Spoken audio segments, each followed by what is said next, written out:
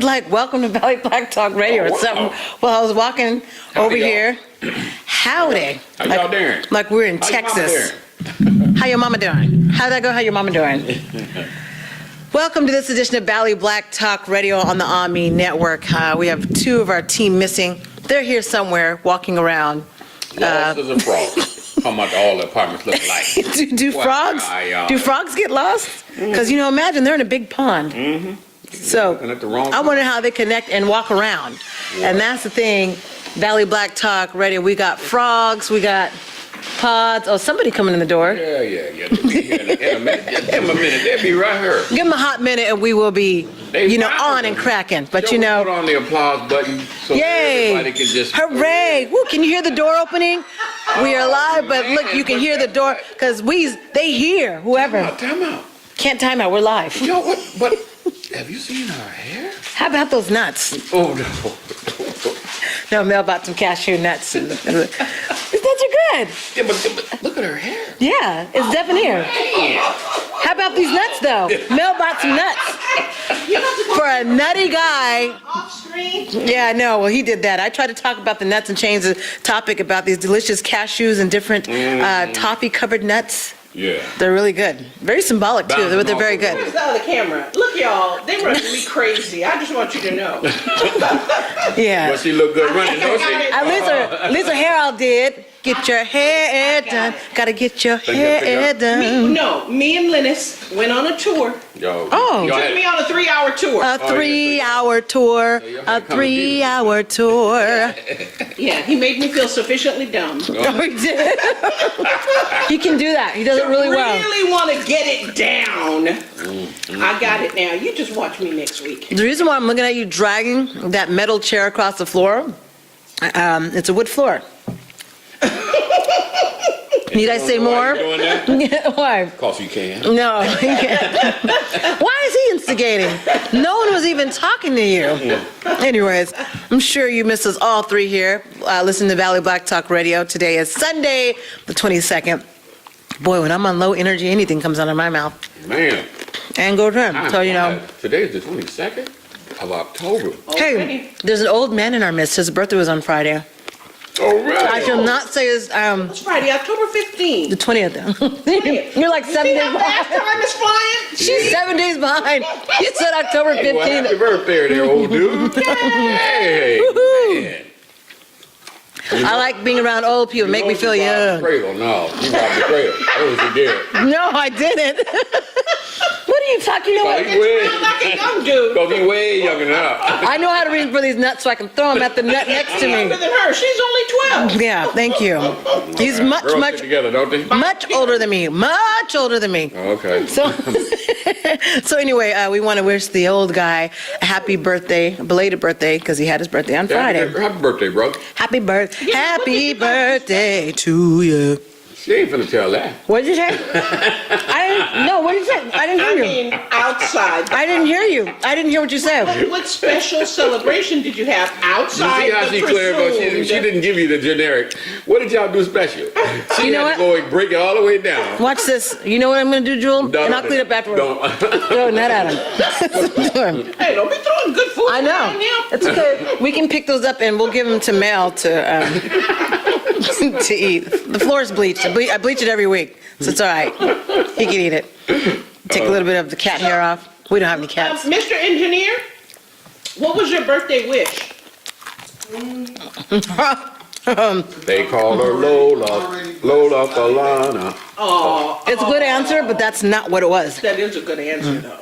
What do you That's say? real- Totally He's not. already blessed and highly favored. Oh, You really? want me to give you his real answer? Yeah, world peace. Well, please. What was his birthday wish? I'll tell you at the break. You should know Linus by now. You should have figured him out by now. What does he always say he wants? Did he wish more of the earth? Was The earth? looked like? Did he disappear from people or what? In his wish. I'm so glad that you have great hopes for individuals and you always have the optimistic side of things. That's very important. It's very important to be optimistic. So, I guess we I should. am feeling curiously optimistic, but get into that later. Yeah, I would definitely want to talk about your optimism in regards to the United States of America and number Yeah. 45. Colt 45. Get a drink. You're going to have to drink a cold one for this cold one. Oh man, 45 will forever be messed up. 45. You love those Colt 45. Colt 45. Now all you think about is number 45. Yes, your president. Live and direct. 4, 5. That's a 4 and a 5. Oh well. Yeah, well, it is, isn't it? The well runs I dry. am hopeful though. So. Yeah, so we'll be talking about that in the second hour of our programming. And I do believe that I did see a video of the African dance that's supposed to be taking place November 18th, but they want to call in and tell us for a few minutes, 5 or 10 minutes or so, about what's happening November 18th. Cool. In Armona. Say it again, Armona, Hanford, California. Armona. Yeah. Armona. Is that a part of Hanford? You put it all together, like it's Yeah, all together, but it's same not. area. It's between Lemoore and Hanford. I'm not sure Armona exists. It's kind of like Yeah, it the is. Montclair district or the Dodge But it's on the district. Google map, and Yeah. if it's on Google, Google says it exists. Yeah, and it's on the Armona. signs, but I've never seen anything that says entering Armona. Googlified, leaving Armona. but it's been Googlified. Well, Therefore, Must be, because must ain't don't sound. exactamundo. Google says so. It's like, I don't know why he's drinking that juice. There's no sugar in it. I purposely get that one for me because nobody else will drink it I believe it. What's the point of no sugar? because it tastes like fruit juice. Really, you don't need to add sugar to fruit juice. There's nothing that sugar doesn't It's make high in fructose. Sugar makes salt better. That's a damn shame. And I That's love a damn salt. shame. I love salt. Make no Man, mistake. I should have given you a chromium and you a chromium. Both of you need some chromium in your life to knock out that sugar. I gotta talk to you about my whatchamajigger pills I bought. Chromium? No, turmeric. Like 3 weeks ago. Oh, good. I started taking them. Why? I don't know He what did a to double do with take. them. He wants to know why. Did you see that? It would help if I read the bottle, but I Take 'em. don't know what they do, and I haven't really looked it up yet. So, but I've been hearing a lot of good things about them from you, and You will definitely hear a lot of good things from a lot of people. Even doctors will tell you a lot of good things about it. The inflammation in general okay. alone, it helps to knock that out. I'm gonna go home tonight and read that bottle. And beware, it may cleanse you out unexpectedly. So make sure, just the first time, if you've never used it before, Oh yeah. it will clean. I don't mean it like that, like it's just, ooh, So I should overwhelming. take it first thing when I get up. You should. Before I start getting ready, even that way. By the That's time correct. I leave, I'll probably be Yes, okay. and you'll be able to expel the excess. Okay. That's the best way of putting that. 'Cause I don't wanna have any Expel mishaps the on the way to excess. That won't happen, but you'll definitely feel like, oh my Lord, oh my Lord, what shall I do? I heard that. So I know you've heard that song, right? So anyway, we want to talk about that. Locally, we want to talk about Not what's. that. No, we don't want to. I meant locally. We want to talk about some local news. Freudian slip, and Freud's not here. My bad. That's what I'm going to say to that. My bad. One of the upcoming events I do want to discuss is dealing with the Black infant health. And if I can ask our wonderful old engineer to Put it on that screen. I'm just saying old because he's older because he just had a birthday. And he's You don't seem like you robbing the cradle. Yeah, I know. Me robbing the cradle. Is it up there? So I don't think we're aware of the crisis we're in with when we look at the black infant health care and the crisis, we're not looking at that 3.2 times likelier to die. Yeah, it's high. It's a high number. I knew it was high, but that's higher than, a few years ago when I last. Really high. We just did a story on it, and we even put it on Facebook, and then now we're going to send it out through the email list, because black folks need to know. 3.1, so black babies are 3.1 times more likely to die. Right, and a lot of it's from lack of prenatal care, lack of good health, even from SIDS. They're dying more frequently. So with the Black Infant, one of the things that the ONMI Network is doing is launching the Black Infant Health Care Network's campaign. This is what I like. We had 5 ladies, these 5 beautiful women, these beautiful black women, who were pregnant or previously pregnant from all walks of life and all ages, told their stories. And they were honest about it. They all lost infants? I'll say half of them had lost out of those stories. Okay. And they were brave, they were so matter of fact about it, but I'm glad they shared their story. They were able to talk about, why they felt that happened to them, and were pretty clear about not being able to have access to care or have access to the things that you would think somebody would know, but you just can't assume people know how to, take care, if they've never been a mother before, that they just all of a sudden know how to just jump into that role because it just pops out of your belly 9 months later. Oh, look at my mom. It doesn't work like that for everybody. So the fact that they were honest, that they didn't know, and information that they don't want people to feel like they should know, but at least the Black Infant Health Program is trying to give that out freely and tell our not only young mothers, because we also interviewed mothers that have gone the second time around. Wow. At 40 years old, 32-year-old, a 21-year-old, a 19-year-old, and a 22-year-old all had very different stories, but roughly the same challenges, where they didn't know how to be a mom, they didn't know about breastfeeding, just little things that matter. Even people think that cribs were what was causing SIDS. No, it's the way you lay the baby on the back. Yeah. Things like that we didn't know. It's so important you're saying this, though. Yeah. Is the county, a few years ago, the county, Mr. Henry Perea was on the county board of supervisors. Yeah. And they were very involved with pushing was. information out through the health departments and working with groups in the community. Are they still around? I know there's some funding that came through for that. I want to know if that's still around, or did that just, when that ran out, the effort ran out?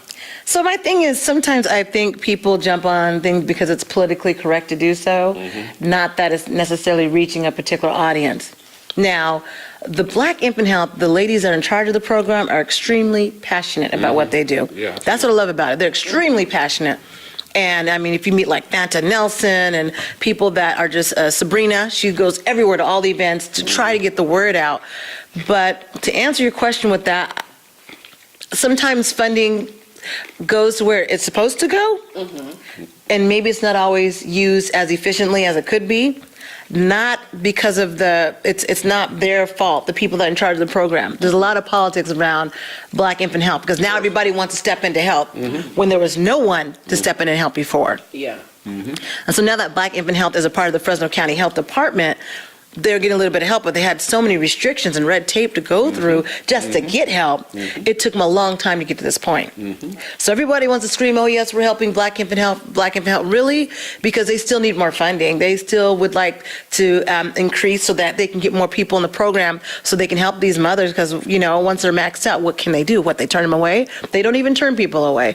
They will do the best that they can to either refer you or make sure you have information, but they're not going to just say, we're not going to help you at all. But it needs to be used a little bit more efficiently, to answer your question. So what they do, the county gets the big hunk of money. And what they should do is put out an RFP and let those folks who really are the grassroots folks to handle it do so. But what they did is they incorporated it into the county health department. Now, they're going to provide the services, but they're going to make sure that they pay their staff. It comes to supplement keeping some of their staff people on because they may have lost some funding someplace else. Right. So, it's like you say, it's political, but ignorance is why they can get away with it. Right. I mean, if the communities were really aware, I could be in particular, was really aware of the process and how they did it and what they could have done, they could have gotten a bigger share, lion's share of that money. Right. Because the county should have been just a conduit.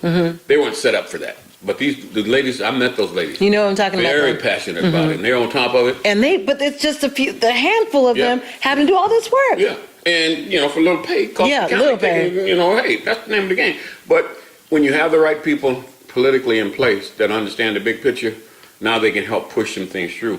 Because the county's getting, they want to get their hands in it. That's that's the way the game goes. They get a little piece of your budget, and then if you don't have a real strong voice, they get a little bit more than just a little piece. They have to hire some more of their folks so they can control. And then all the rules and regulations that they have to go through, that you probably wouldn't do that. You do some things a bit different to get a better result. Right. The county's not going to do that. So anyway. Let me tell you how serious this is. So, Stevie Wonder, you know how he became blind? So a lot of people don't know that he was a pre-baby. He was a preterm.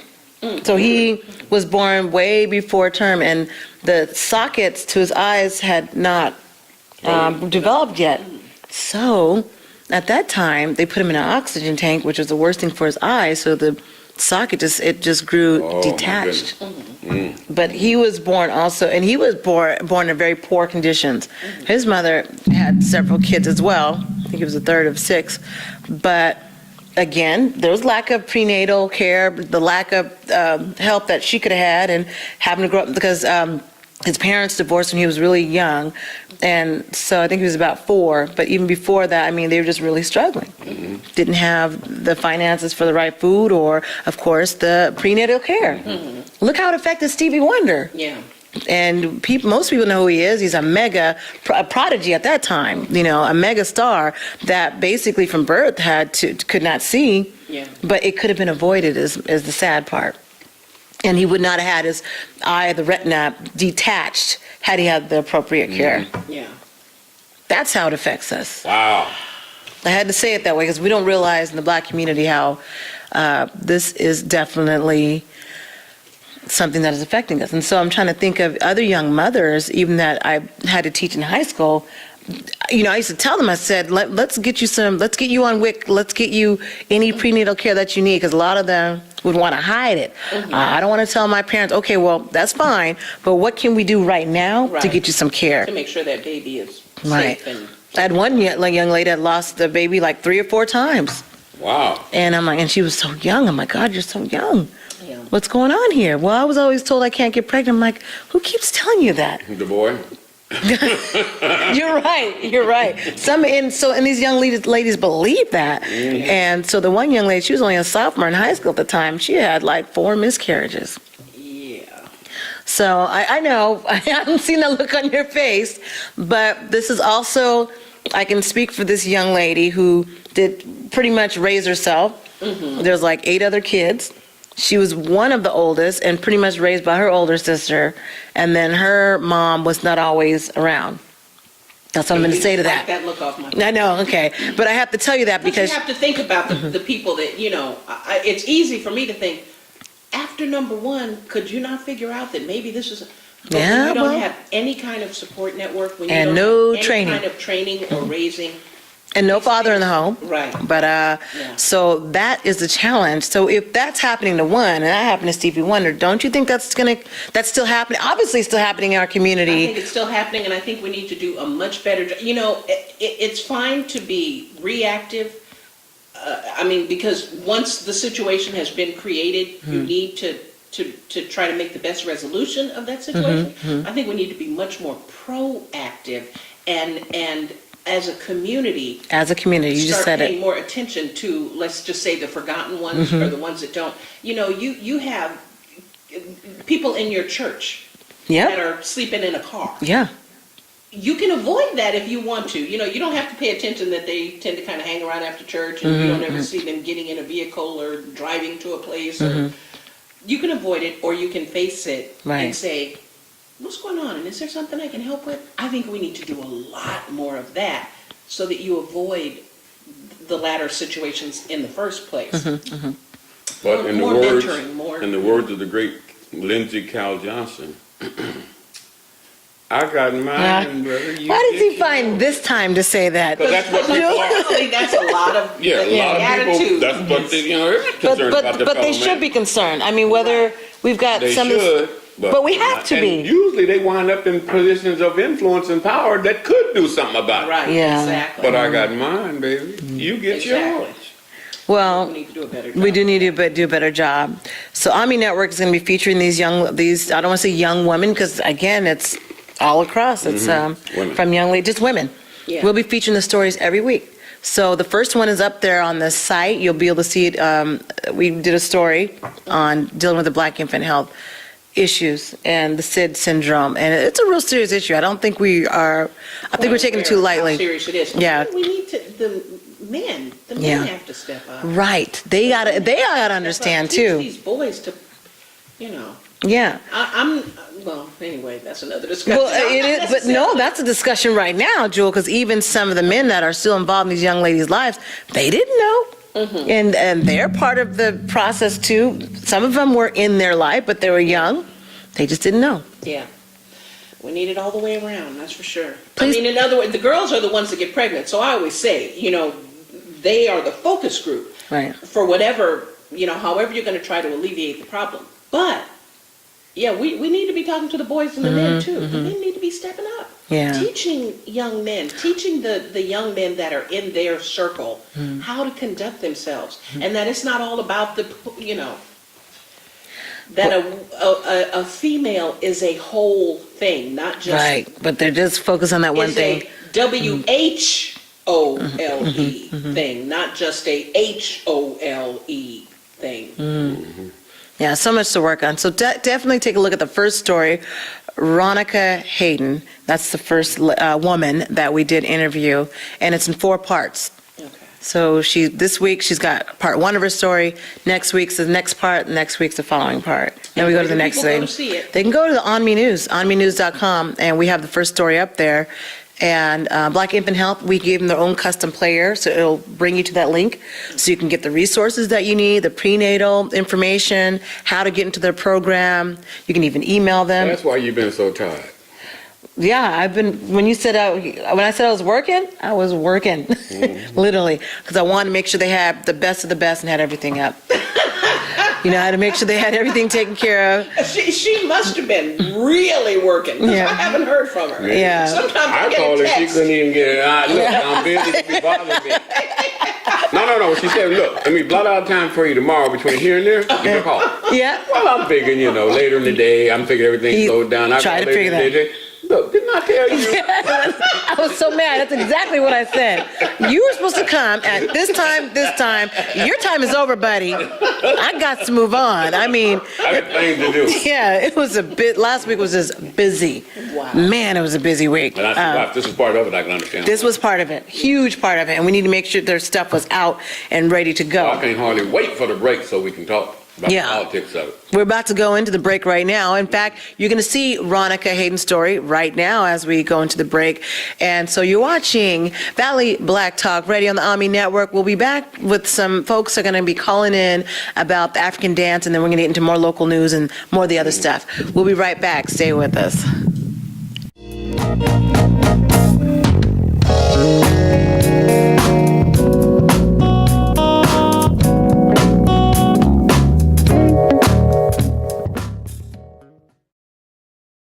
Trash Day in Fresno. What's she gonna take out? Shh! This is a stakeout. It looks like teddy bears. Or a bag full of marshmallows, big ones. It's clothes. She's trying to recycle clothes. Ow, stop her. Save the world. Save Fresno. Clothes go in the gray. There's no other way. For a full list of recycling offenders, visit keepfresnoclean.com.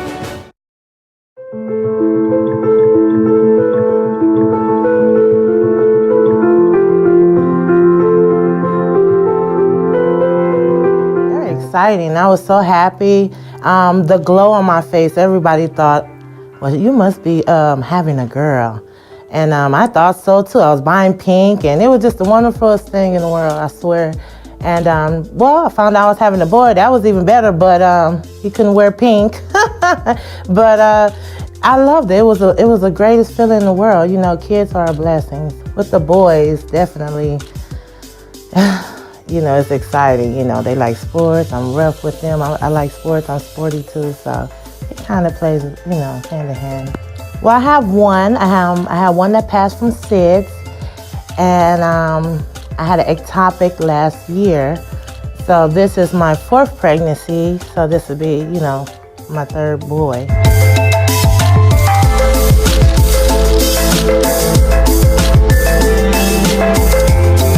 Oh wow, man, they helped so much because with my first pregnancy, I never heard of them. And they've been out for so long. I'm like, are you serious? I'm from Los Angeles, and they very big out there too, as well, I heard. And I never heard of them until I moved to Fresno with this baby, not even in October. So, you know, with the ectopic. So it's like, they helped a lot. They taught me, they actually refreshing my memory on the history first, you know, and all the stresses that we're going through as Black women, Black people as a whole, and how it plays a big part, you know, in everything we go through in life, you know, everybody around us. So it was definitely a blessing to meet these ladies and for them to help us and deal with us as we go through this pregnancy stuff. You know, we're going in and out of modes and in and out of feelings and stuff, and they had our back, you know, and they definitely kept us going to the end, so.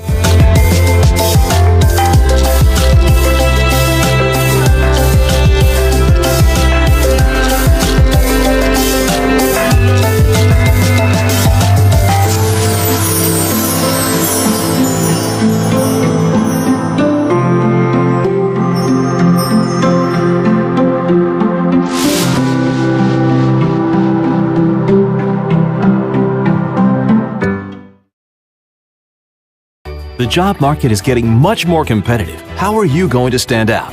A degree from Trident University could be your first step toward a fulfilling career in business, health sciences, education, or information technology. Trident University is not like other online universities. At Trident, we work with you to accomplish more than you thought possible. New sessions start every month, so you can fit school into your busy life at an average cost less than many state colleges. Plus, take advantage of no textbook fees. Take that next step. Trident's unique online learning approach is designed to help Trident graduates stand out and be prepared for the workplace. Trident University's affordable degree programs in business, health sciences, education, and information systems may just be what you need to take the next step toward a fulfilling career. Your time is now. Earn your first 4 credits in only 8 weeks. Become Trident Strong and stand out from all the rest. Don't wait another day. Scholarships and grants are available, so call Trident University today to see if you qualify. This is important news from the Diabetic Supply Line. If you, a friend, or a family member has diabetes and you have lost your supplier, or if you need a supplier for your diabetic supplies, you may qualify to get your diabetic testing supplies now with little or no out-of-pocket cost, regardless of your age. To be potentially eligible, you only need Medicare or private insurance. Call the Diabetic Supply Line right now for details. It's a free call that just takes a couple of minutes. Our friendly agents are waiting 24/7 with free, no-obligation information. We handle all the insurance paperwork and make sure your supplies are delivered directly to your door for free. And if you call right now, we'll send you a free pedometer as your special bonus. Regardless of your age, if you or a loved one needs diabetic supplies and you have Medicare or private insurance, call us now. Call the Diabetic Supply Line now. Operators are standing by to take your call. Call now. Probability states that you or someone you know has an addiction problem. This includes, but is not limited to, drugs and alcohol. Addiction is a disease and isn't something you should fight alone. So it's up to you to get the help you deserve and live the life you were meant for, not the life that's dictated on when you can get your next fix. Make the right call and choose your path forward today. We can help with prevention, intervention, facility placement, and entering treatment. When it comes to treatment, the problem isn't needing treatment, it's finding the best place to get it. And if you call the number at the bottom of your screen, we'll find that perfect place for you. It all starts with a single phone call. The call is confidential and the consultation is completely free. We'll help you one step at a time. Call 800-355-9221. That's 800-355-9221. Make the right choice and choose your path forward now. So, you've decided to go to college. That's cool. So, pop quiz. Which is a better way to earn your degree? Commute to college and fill your gas tank, get stuck in traffic, drive in bad weather, try to find a parking space, walk a half mile to class, or learn online at Independence University. In the park on a bench, on the beach on a towel, or on your couch with your kid, your campus is wherever you want it to be. You don't go to college. College goes to you. That's independence. That's Independence University. You schedule classes around your schedule, and all your supplies, including a brand new laptop and tablet, are included with tuition. At Independence U, you'll learn from professional instructors with real work experience. You'll get personal support in school and employment assistance when you graduate. Get your degree, but keep your life. That's independence. That's Independence University. So if you're really smart, you'd call now. Call 1-800-880-8914. Independence U, for an independent you. Call 1-800-880-8914. Trash Day in Fresno. I'm at the route. Every week he takes the recycling cart out and it's filled with styrofoam. Not today.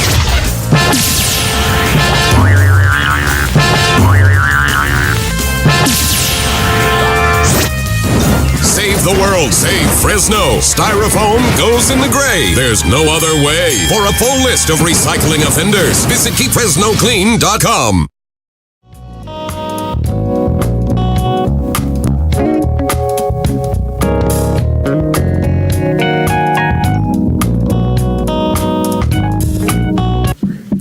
Welcome back to Valley Black Talk Radio on the On Me Network. Today is Sunday, October 22nd, 2017. My name is Julia Dudley Najib, along with Mel Sanders, Jewel Riversmith. Look, we played magic. She's here. We did a magic trick. Hooray. Folks, we are still in the local events. We just got through talking about the importance of black infant health. Hopefully you got a chance to watch Veronica Hayden's story. If you didn't, go back to the onmenews.com so that you can definitely see her first story and then the one next week, because it's very important that we understand this black infant health crisis. I don't know. I can't reiterate it enough. People say, well, I'm not pregnant. It's not happening to me.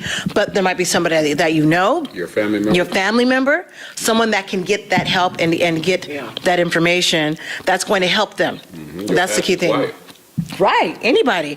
And I want to make sure that we do not discriminate in regards to age. We just figure that, we just want to, that's for the younger moms. No, it's for anyone who's pregnant and who is a mom and that would need that assistance. And who was our target this time around? Because usually we like to use the word minority. Well, what set of... It's actually black women. Okay. So I want to make sure it's very specific. The crisis is that much of a problem where funding is going directly to African American women. Okay, so I want to make sure I am clear on that. It is what it is. Yeah. 3.2 times higher. And then, so this is a national crisis. This is not just right here in Fresno. Fresno County just happens to be a little bit higher with the 3.2. Nationwide, it's like 2.2, but we're higher here. Mortality rate is higher here in the county. So I want to make sure that clear. Anyway, we're going to switch gears a little bit here, and we do have our guest that just called in. We're so grateful that Deborah's been waiting patiently. November 18th is, when we talked about the African dance, and I want to be able to, I'll show the clip the next show, just to remind people of this coming up. And we talked about how it was for everyone. Now, when I watched this clip, boy, these folks were dancing. I'm going to tell you.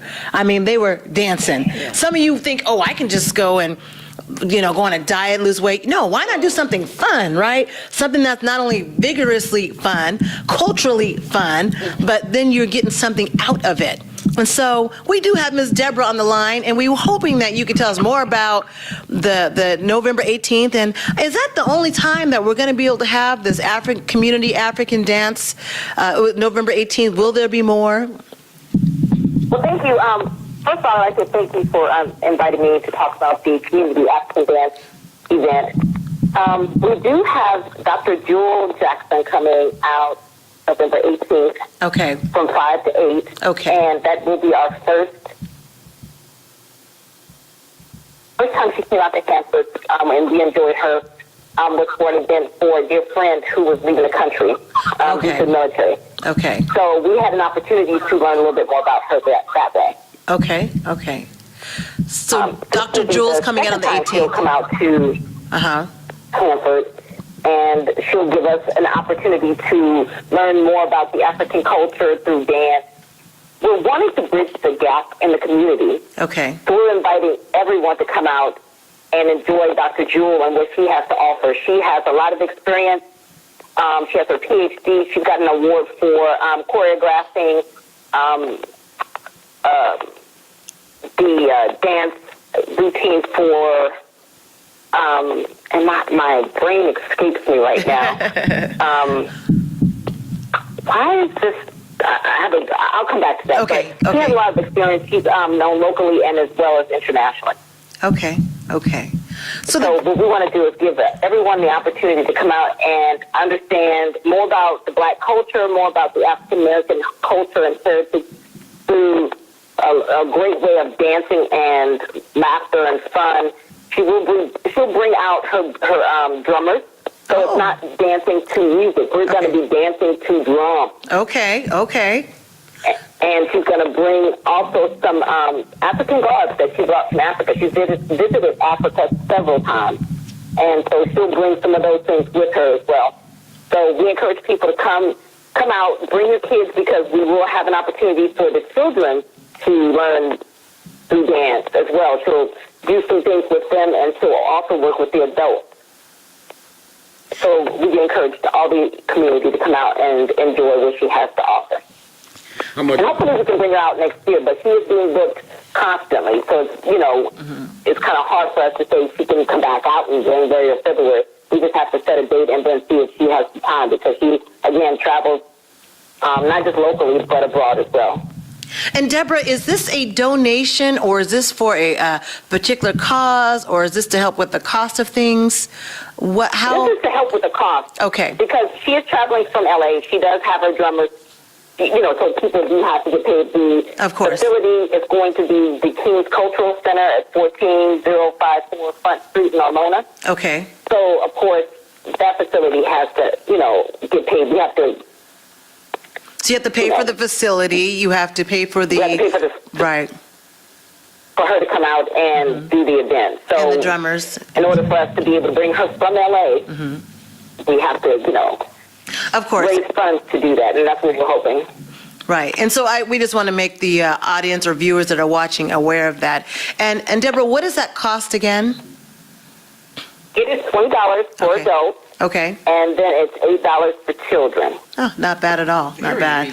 And no, it's not bad at all. And again, it's from 5 to 8. So, we will be there for a good amount of time, learning and having fun. And, the space is limited. So we have enough room to fit comfortably, probably 100 people. Okay. But we want to make sure that we get the most out of our experience. So as people sign up, we'll let you know, how much more, how many more tickets we have available, that kind of thing. Okay. And just to let people know, those of you watching right now, if you go to our website, onmenews.com, you can click on that November 18th flyer, that placement holder, where it's under our upcoming events, and it goes straight to the Eventbrite, where you can sign up and get your ticket and buy your ticket right there online.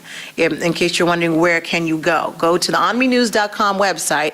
Again, click on that link. It goes directly to that November 18th event for the Community African Dance. And it's the same one that Paula Massey talked about, same event. And it would be great. It's not only for you to support the event, but it's for us to be culturally, aware and endowed. And that's one, because I did African dance for years. And just to spend time together. I mean, I have no problem with protests and demonstrations. Yes. Sometimes we should get together just to do fun, informative, culturally relevant things. It doesn't always have to be a protest where we are out in the streets to come together to protest. Yeah. Why not come out in the streets to learn more about the African culture and dance? And it's invigorating. I mean, I got to learn directly from someone that lived in Kenya, is from Kenya. And so it makes a difference, though, when you get to be a part of the culture and know why. It's like the dances have meaning. Yeah. Yeah. And you're not just dancing because that's a good move. It's like a meaningful move. And the music was meaningful. And then the It's drumming. spiritual. There you go. There you go. Just like you can go sing in church, get on that floor and dance to the drum beat and that beat.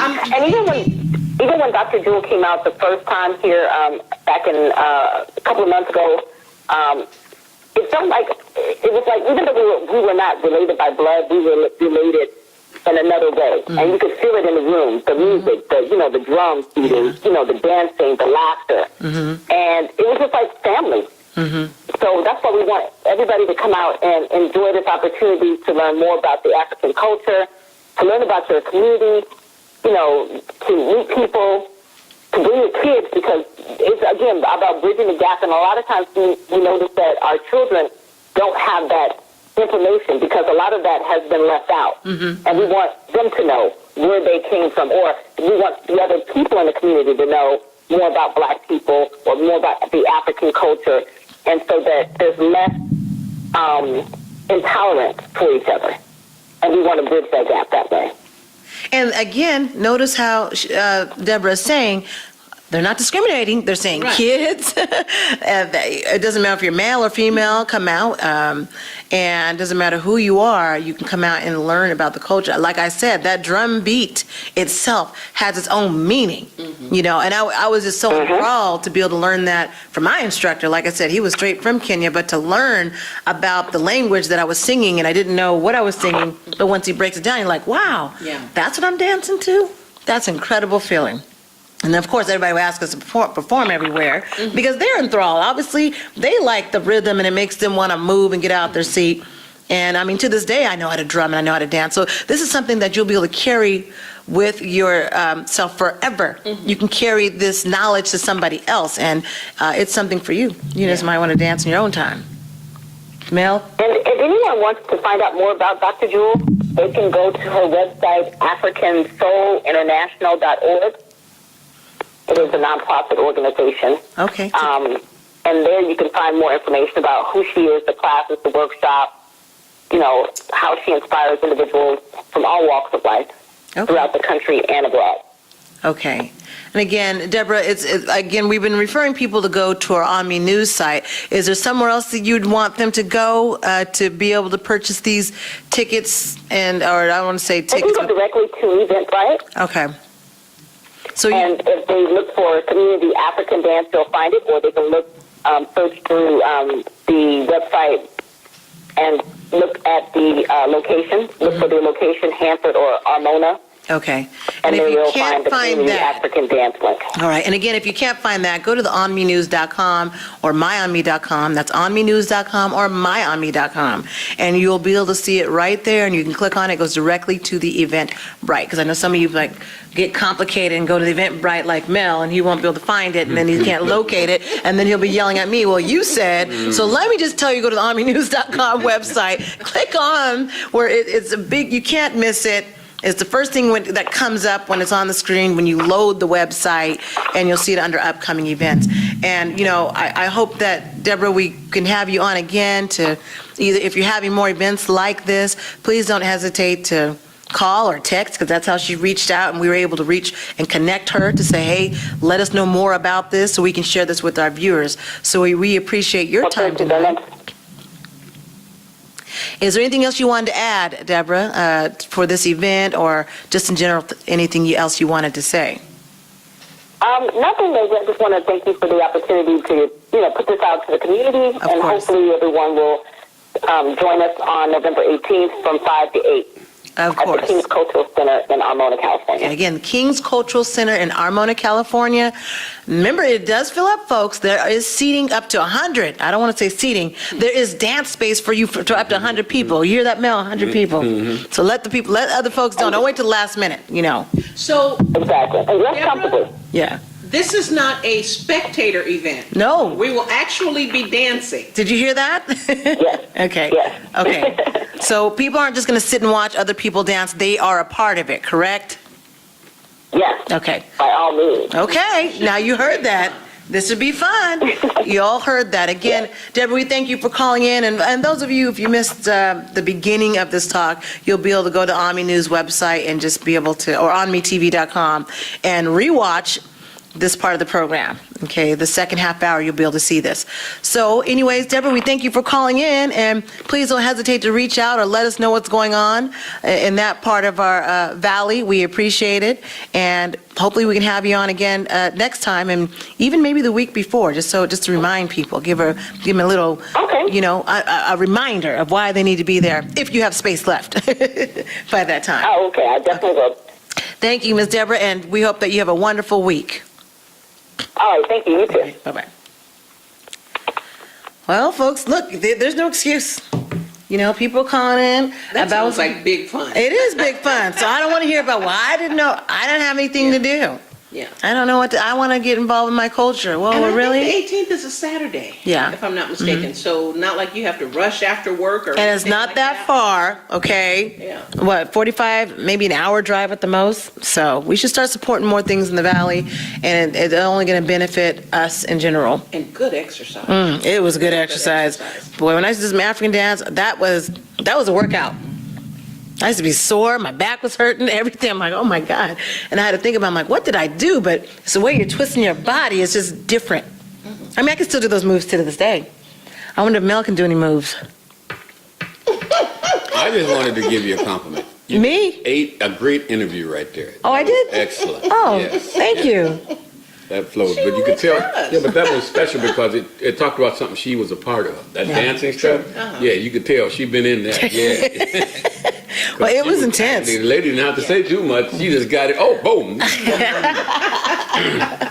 Well, it was a lot of work, though. I'm not going to lie. I mean, but it was intense. But once you got it down, you're like, this is fly. But then when you're doing 20 minutes of it, you're like, you're out of breath. You don't realize it. So beautiful. It is.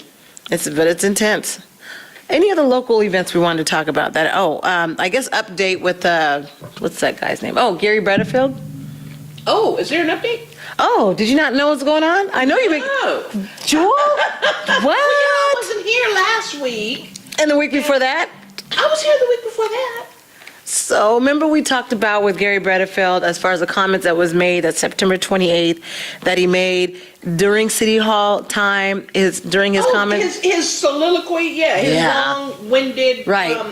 And but I haven't heard what came of it or... Okay, so I know last week we talked about the press conference that the ministers had in response to Council Person Garry Bredefeld, District 6. And then after that, the clerk is filing for suit against him, and so... Against Bredefeld? Yeah. For what? Fill me in. Maybe we should talk about that after the break or something. Mel? I didn't know that either. Filing How do you guys know about that? Because I wasn't listening for it. I don't care about it. You don't have to listen for it. It was on the news. I did catch something, but I wasn't paying attention. About the clerk. Do you have his face on the screen so people know what he looks like? About using council time to express his own personal opinion? Right, but she's suing, and so they're having to get him an attorney. So our part I don't like is, I guess she's suing personally, not on behalf of the council? Or? Well, she's suing him not on behalf. See, here's the thing. They've hired an attorney for him. Mm-hmm. Who have? The council. Why? Because you have someone else that's suing the clerk. The clerk is suing Garry Bredefeld. What is she suing him for? Okay, let's look it up. She works for him. Yeah, I know. Actually, the 7. So can she count to 4? What do you mean, can she count to 4? Tell me what that means exactly. That means that if she can't count to 4, then the city's not hiring any attorney to defend her. Well, they've or already whatever personal. not defending her. I don't know what her suit could be about.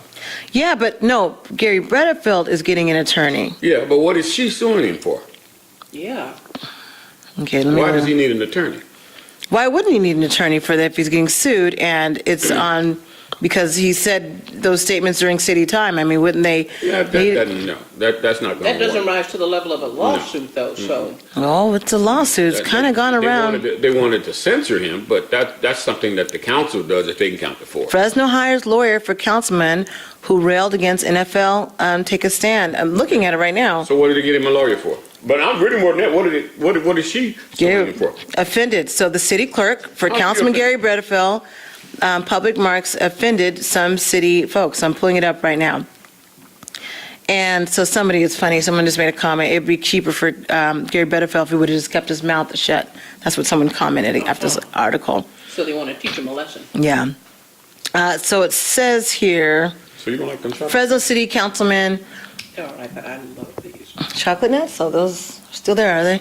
The city of Fresno has hired a private practice lawyer at taxpayer expense. This is according to Fresno Bee. I need to pull the article on the screen. It says, are you listening? The city of Fresno has hired a private. I don't know what his problem is. The city of Fresno has hired a private practice lawyer at taxpayer expense. He's concerned the chocolate nuts aren't being eaten. I know. Well, they're kind of big. I like They're small. raisins. Yeah, They're raisins. they're not raisins. They're cashews. These are big. Look how big these are. I mean, look. They're Huge. I can't just, I can't, not while I'm eating at least. Anyways, because interrupting the story here, Fresno Bee article says, the city of Fresno has hired a private practice lawyer at taxpayer expense to advise Councilman Garry Bredefeld after the city clerk, who is African-American, complained to the council president and city administration about his remarks from the dais ripping NFL athletes who kneel in protest during the national anthem. Councilman Oliver Baines said Tuesday the city attorney has retained Fresno attorney James Betts. Baines said he did not know why outside counsel was hired for Bredefeld. However, the hiring comes within weeks of complaints by city employees about Bredefeld's public remarks. Baines said he would learn more details in a closed session at Thursday's council meeting. Betts said he couldn't talk about the situation and referred questions to city attorney Doug Sloan, who said he can't comment because the matter involves personnel and attorney-client privilege. Yeah, so they hired an outside attorney rather than the one already provided to the city council. But it's on our taxpayer money, so if it's on our taxpayer money, what does that really mean? Right, and why would they hire someone outside when they have someone on retainer? However, as far as the sister goes, I'm trying to figure out what exactly is the charge, because I'm with you, girl. I wouldn't want to be held hostage to that idiot either, but what is the charge? He hurt my ears, or, I'm trying to figure out what is the charge? I guess we'll find out. And that's personal. That's not. I'm just reading that. I'm just a messenger. Duties as a councilman. Those are some comments you make. Actually, it does. No, it does. Actually, it does. Because he made them from the dais on our tax dollar time. But And they had nothing to do with city council business. No, that's not personal. She's speaking on behalf of every outraged person in the city. That's not personal. If he had done it at a news conference outside the meeting later or before, that'd be different. No. But in that meeting, I come to the meeting as a citizen. Right. I should not be held hostage to your personal opinions during a city meeting. have you ever read the little paper they give you when you want to have an opportunity to speak?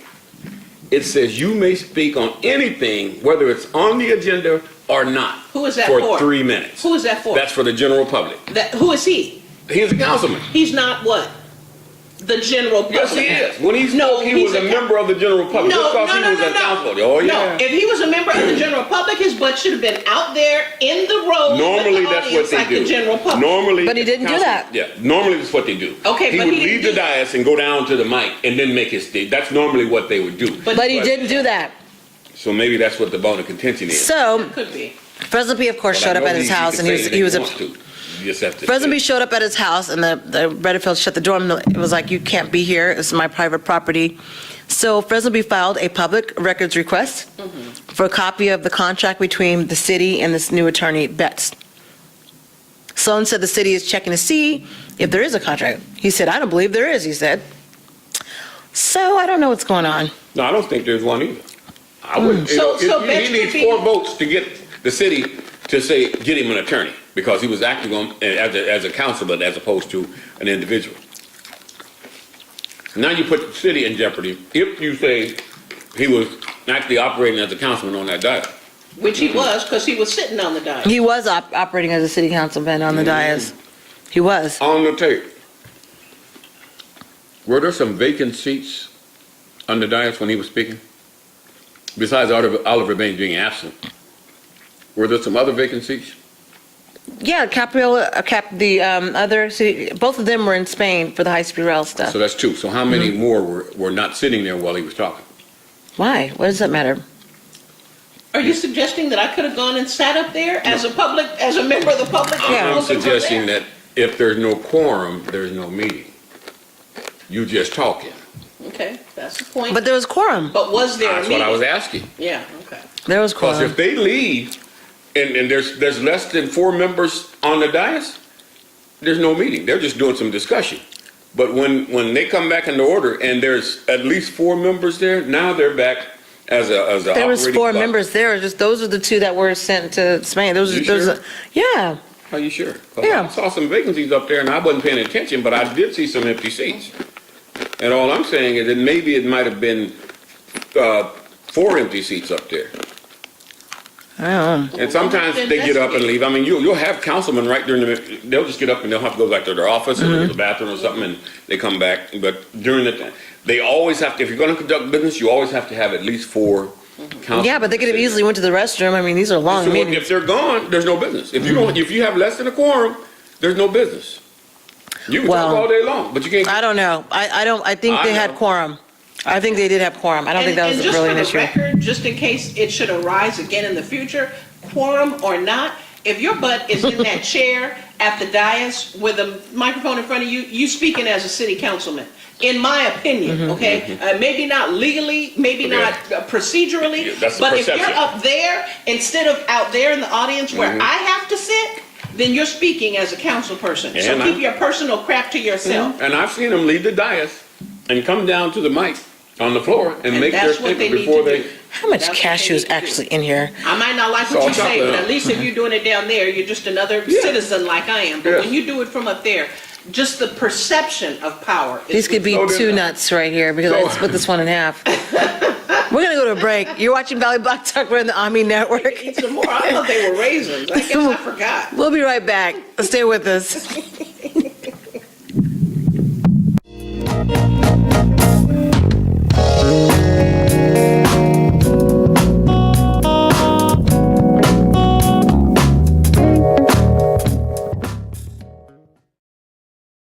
Trash Day in Fresno. What's she gonna take out? Shh! This is a stakeout. It looks like teddy bears. Or a bag full of marshmallows, big ones. It's clothes. She's trying to recycle clothes. Ow, stop her. Save the world, save Fresno. Clothes go in the gray. There's no other way. For a full list of recycling offenders, visit keepfresnoclean.com.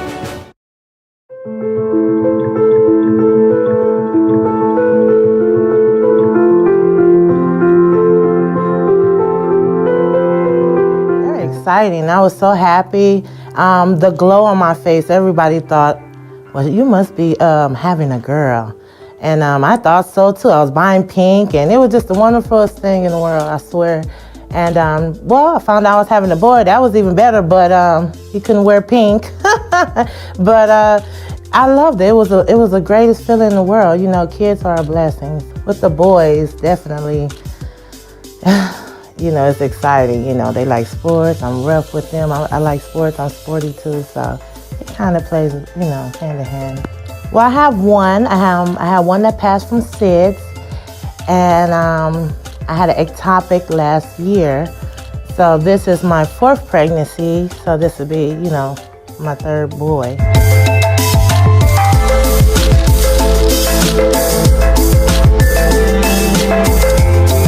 Oh wow, man, they helped so much because with my first pregnancy, I never heard of them. And they've been out for so long. I'm like, are you serious? I'm from Los Angeles and they very big out there too as well, I heard. And I never heard of them until I moved to Fresno with this baby, not even in October. So, you know, with the ectopic. So it's like, they helped a lot. They taught me, they actually refreshing my memory on the history first, you know, and all the stresses that we're going through as Black women, Black people as a whole, and how it plays a big part, you know, in everything we go through in life, you know, everybody around us. So it was definitely a blessing to meet these ladies and for them to help us and deal with us as we go through this pregnancy stuff, we're going in and out of modes and in and out of feelings and stuff. And they had our back, and they definitely kept us going to the end. So.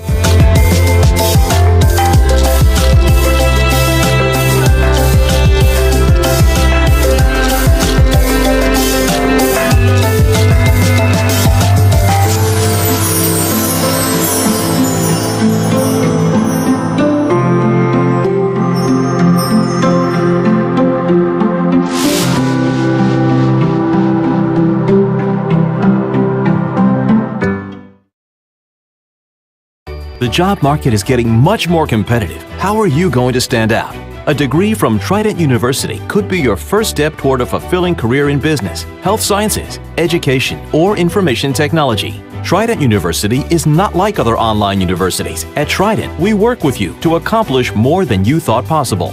New sessions start every month, so you can fit school into your busy life at an average cost less than many state colleges. Plus, take advantage of no textbook fees.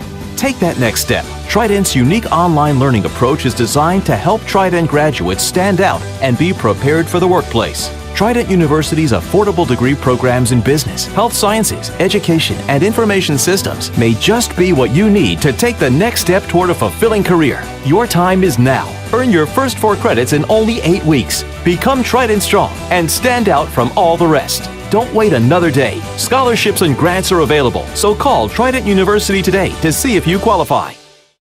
This is important news from the Diabetic Supply Line. If you, a friend, or a family member has diabetes and you have lost your supplier, or if you need a supplier for your diabetic supplies, you may qualify to get your diabetic testing supplies now with little or no out-of-pocket cost, regardless of your age. To be potentially eligible, you only need Medicare or private insurance. Call the Diabetic Supply Line right now for details. It's a free call that just takes a couple of minutes. Our friendly agents are waiting 24/7 with free, no-obligation information. We handle all the insurance paperwork and make sure your supplies are delivered directly to your door for free. And if you call right now, we'll send you a free pedometer as your special bonus. Regardless of your age, if you or a loved one needs diabetic supplies and you have Medicare or private insurance, call us now. Call the Diabetic Supply Line now. Operators are standing by to take your call. Call now. Probability states that you or someone you know has an addiction problem. This includes, but is not limited to, drugs and alcohol. Addiction is a disease and isn't something you should fight alone. So it's up to you to get the help you deserve and live the life you were meant for, not the life that's dictated on when you can get your next fix. Make the right call and choose your path forward today. We can help with prevention, intervention, facility placement, and entering treatment. When it comes to treatment, the problem isn't needing treatment, it's finding the best place to get it. And if you call the number at the bottom of your screen, we'll find that perfect place for you. It all starts with a single phone call. The call is confidential and the consultation is completely free. We'll help you one step at a time. Call 800-355-9221. That's 800-355-9221. Make the right choice and choose your path forward now. So you've decided to go to college. That's cool. So pop quiz. Which is a better way to earn your degree? Commute to college and fill your gas tank, get stuck in traffic, drive in bad weather, try to find a parking space, walk a half mile to class, or learn online at Independence University. In the park on a bench, on the beach on a towel, or on your couch with your kid, your campus is wherever you want it to be. You don't go to college. College goes to you. That's independence. That's Independence University. You schedule classes around your schedule, and all your supplies, including a brand new laptop and tablet, are included with tuition. At Independence U, you'll learn from professional instructors with real work experience. You'll get personal support in school and employment assistance when you graduate. Get your degree, but keep your life. That's independence. That's Independence University. So if you're really smart, you'd call now. Call 1-800-880-8914. Independence U, for an independent you. Call 1-800-880-8914. Trash Day in Fresno. I'm at the route.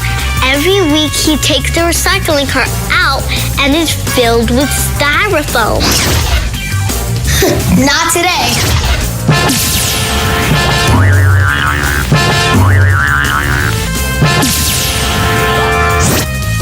Save the world, save Fresno. Styrofoam goes in the gray. There's no other way. For a full list of recycling offenders, visit keepfresnoclean.com.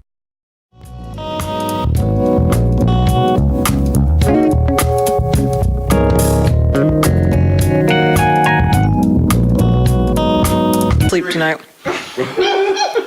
Welcome back.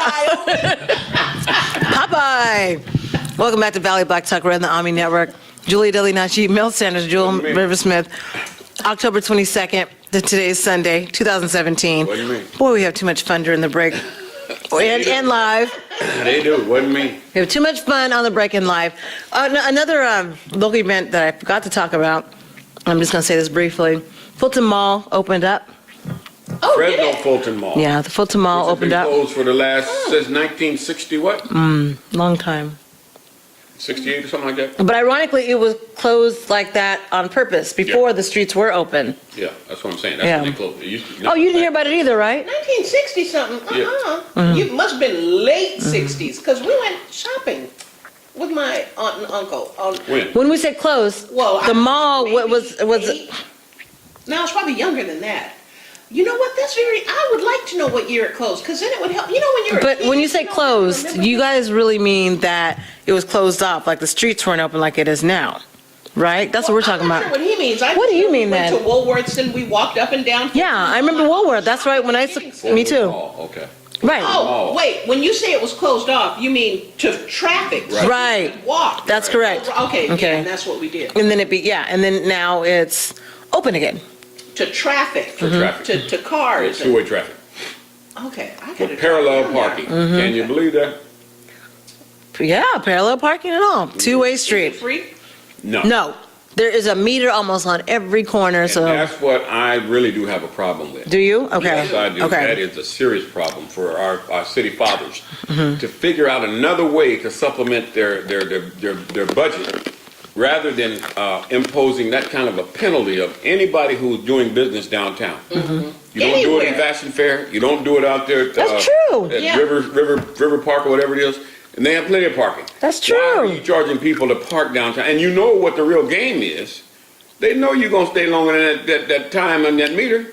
So you're going to get a ticket. Yeah, so they get more money. And then they don't even have no tickets here locally. You got to deal with people in San Jose. But they claim they want to bring people downtown. Look, Not like I'm that, just saying, you know. Hayward has not had a parking meter for more than 15 years. And when we moved there and they had parking meters, they were penny parking meters. Right. You got like 20 minutes for a penny. But Right. they got rid of even those 15 years ago. If you And why is that? Did they say why they got rid of it? Because they prohibit opened up people- municipal prohibited. parking lots, which you also don't pay for. Right. If you want to bring people downtown, you facilitate their being there by opening up municipal parking lots that are free, and then people will come downtown. Why Or- would I go downtown when I got to have a 2 pounds of change Yeah, to you pay do. for the parking? And that parking They is. take credit cards now. So. And that's even worse. But here's the other option that I think should be considered. Leave the meters. Just don't enforce them. Why, so why leave the meters? Why leave them though? So you can collect money. Those that don't know, they'll put money in it. But if you don't get a ticket, you're saying, hey, that's cool. I mean, No, I don't like that idea. Take the meters down and run a whole bunch of commercials for 2 years that say, we want Free you parking. downtown. Yeah. That's why we have free parking all over the place. that would be the optimum. Because somebody coming from out of town or from, they don't necessarily know that the meters aren't in effect. That's They don't just, care. You collect the money. But that's what I'm saying. That's a slimy, slick So, way to get money. yeah. Take the meters out Well, a and you slimy look like slick a way, they had the hero. meters down there and they're working. That's a slimy slick way. That's a straightforward way. No, it's slimy. But I say get rid of them altogether. That tells me that you really don't want business down here. Because you're charging everybody to come down here to park to do business down here. No, you do want everybody down there because you. That's my point. That's why you are charging everyone. It's the opposite. Say that again. If you want to draw people, I say get rid of the meters. Exactly. That's Don't the best try to make solution. money. That's nickel and dime money. Yes. If I come down there and I'm going to go to a restaurant, I'm going to spend $50. Yes. Okay. And there's some And you taxpayers. want to charge me $3 or $4 or $5 for parking? that you just lost my $50. Because why would I go there when I can go somewhere in the River tower Park. or River Park and not pay at all for parking? That's a good point. You want to bring people downtown, get rid of the meters everywhere. I agree. all But if over you the don't city. want to get rid of the meters, don't enforce. So here's when I stopped driving to downtown. I live like 2 blocks away from downtown. I try to find parking, even. You're making their argument now. No, I'm saying my point was I could not find any free parking. There was none. I mean, and then I couldn't find even metered parking now. Exactly. That's their argument. Why is that the argument? Because if you have to pay, you're going to move. You're at least going to attempt to move that car so you don't get that. You don't get charged. No, my point is I don't drive downtown anymore. I'll walk. Okay, but still, the reason that you But other can't people don't find have that parking- luxury. People don't have that You luxury. can't find parking is because folks are parked at the meters. They don't have a choice. Where are they going to park? So now, if people are parked at the meters and they know that they got 20 minutes on the meter, they're going to be coming out to move the car. When they move the car, that means somebody else can come in. They can't move their car. No, they can't. Where are they going to move it to? If I'm at downtown, attending a program or something at City Hall, I may come out and feed the meter. I can't move my car. They don't even let you do that. This is the coldest game in town. There's Know what they nothing do? on the meter, though, that says you can only purchase, you can purchase an hour. Okay, when that hour is over, you have to come and pay for another hour. There's nothing that says you have to move your car after an hour. When they come by, they put that white chalk on your car, marked chalk on your tire, and you haven't moved. Yeah, they give you ticket. No, you're talking about if it's free, like if it's a 2-hour slot or the 1-hour slot where it's free. Yeah, so that's when they chalk your tire. They don't chalk your tire when you're at a meter. Really? Really? Well, because they go by the meter running out. They do. They don't chalk your tires. It's just more proof that you really don't want people downtown. Because if you have a meter, if somebody is willing to pay $8 for the day, keep coming out and they should be able to stay there. First of all, like if you go north, like more towards Hey, see how everybody's fired up? I know. Okay, so over by the new apartments downtown, off of Fulton, like if you're going towards Arts Americas and African American Museum, at least down there they have 1-hour and 2-hour parking. I'm okay with that because that gives people 2 hours to shop or 1 hour, but that's further more uptown versus the downtown. Downtown area, everything's metered like crazy. Yeah. And it's just. I don't know. I think that frustrates me the most. So I'll just walk. But not everybody's going to have that luxury just to walk. Crazy. You need to get rid of the meters altogether. If Hayward can do it, you can do it. And you know what? I really don't like it when people say that. I lost 100 pounds. If I can do it, you can do it. You know what the challenges are and whatnot. But I'm telling you, there's no reason that Fresno can't get rid of the meters. They're not getting rid of those meters. And those meters are on every freaking corner, let me tell you. How much money they generate? I don't care how much they generate. I don't either. But how much do they generate? This is a capitalist society, but you know what? You know how much you can get for a little 8-year-old girl? You can get a lot of money for that too. Where do you want to stop? Where do you draw the line? How much do you think money they're making from these meters, at least average? I heard once, and I can't remember what the figure is. There was a conversation about that. There's been several conversations about why we have meters downtown and the negative side of that. And I can't remember. It's been about 10 years ago. What they were generating. Maybe longer than that. Robert Smith was having a community meeting. He was talking about it because folks were asking if they want business downtown, how come they got meters in? And he had some statistics of how much money. He didn't like this concept either, but the city said we got to have it to help maintain our budget. And so find another way. Okay. Let's cut a couple. Okay, but you didn't give us the amount. I don't remember what it was.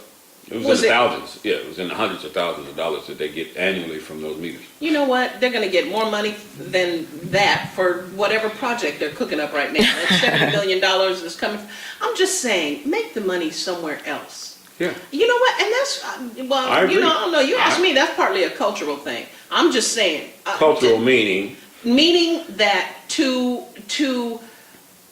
monetize, to commodify every single thing so you can make a penny off of it. If you can get a penny, you're going to charge it. They just do it here. No, that is American What are you culture. talking about? They do that in San Francisco and everywhere else. I'm talking about in Fresno, they just do it here. They don't do it anyplace else in town. They only do it downtown. Oh, I see what you're saying. Yeah, it's a cultural thing, all right. That's what you're saying. I'm just, if I see what you're saying. other people were in charge, it might be different. Of course. That's all I'm saying. Yes, it would be. They would say, hey, we got to find another way to make up this revenue, or we just going to have to cut some things. Yeah, exactly. Because we need business downtown. We want business to grow downtown. And we got meters. That's a signal that we don't want you here. Exactly. Well, not only that, but you just don't have to make a dime on every single That's right. little So thing. let's just be slimy. Since you're not going to take them out, let's get rid of the people enforcing it. Just send the guy around and collect it. Let him come around with that little vacuum hose and pull the money out, and he goes about his business. If somebody's meter's off, hey, have a great day, and go about his I business. say get rid of him. I say we need that dude from Berkeley down here. I'm presuming it was a dude who was knocking off all the meters along. But then that's why Berkeley got those new meters that you can't.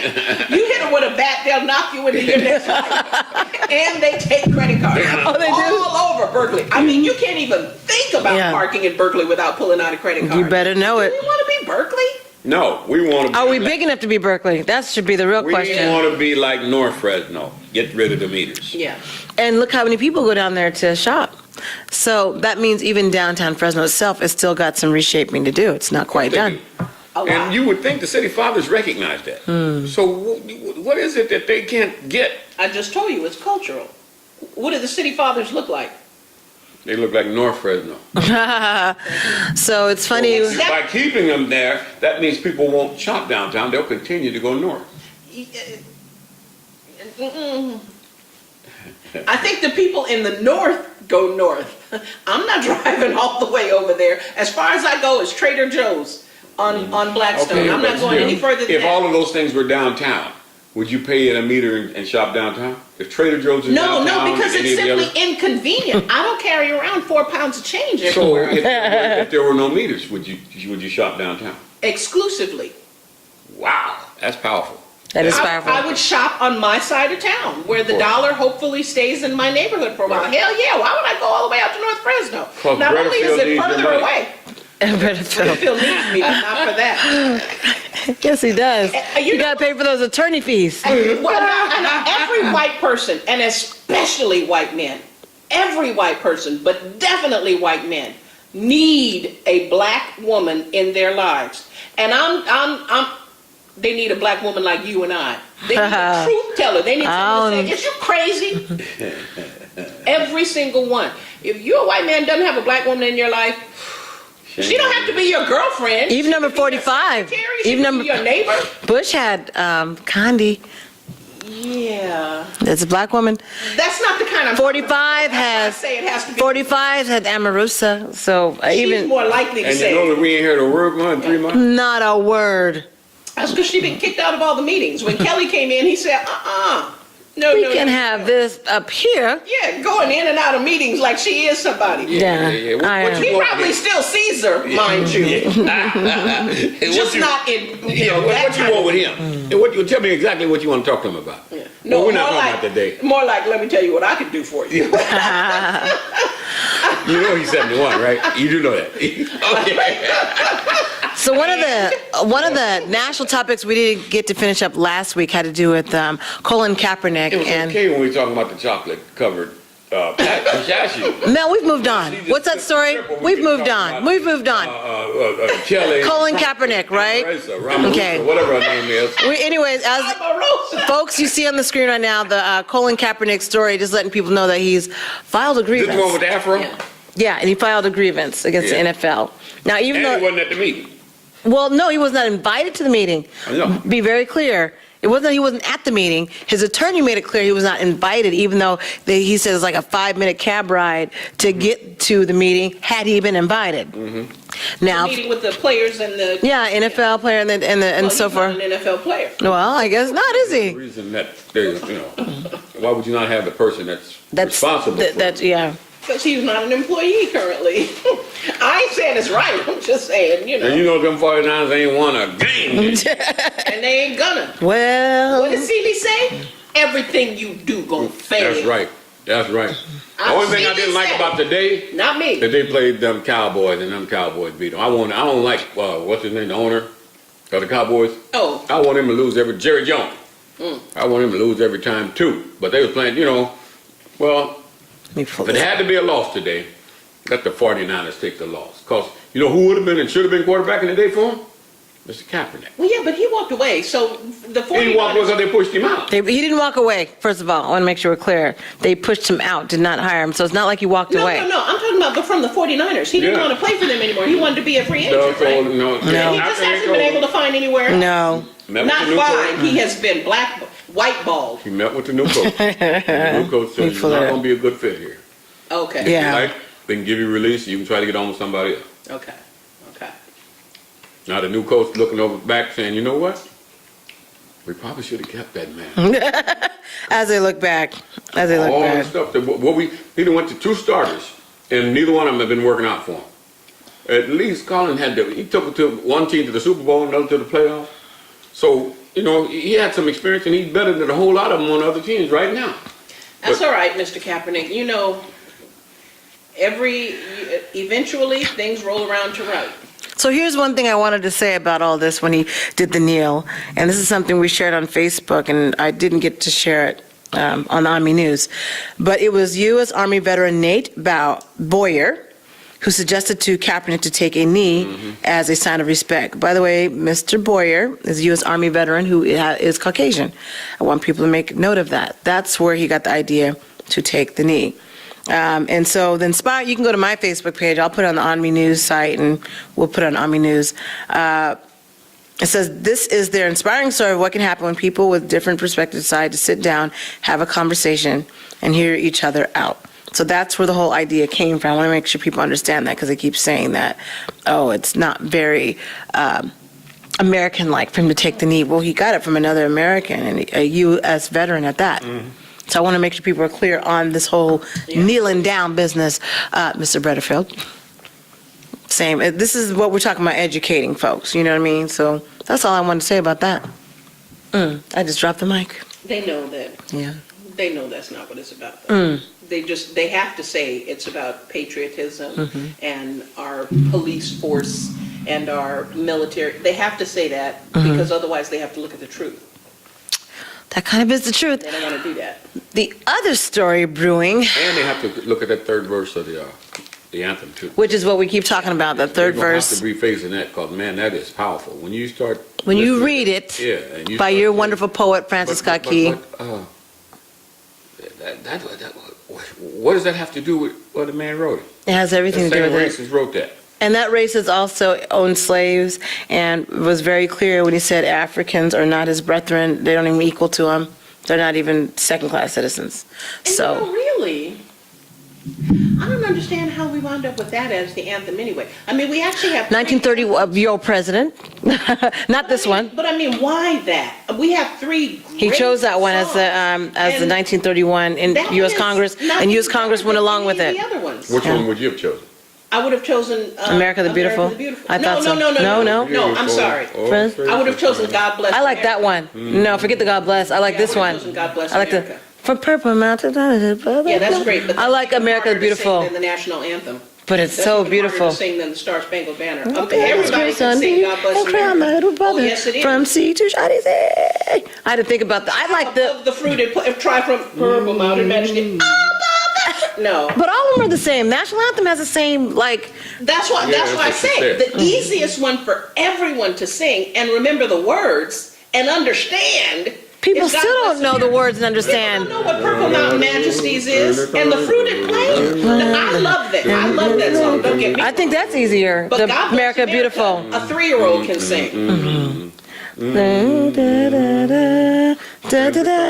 You're right, it is easier. It's just, anyone can sing it. The words are simple, easy to remember, and you understand what you're singing about. You're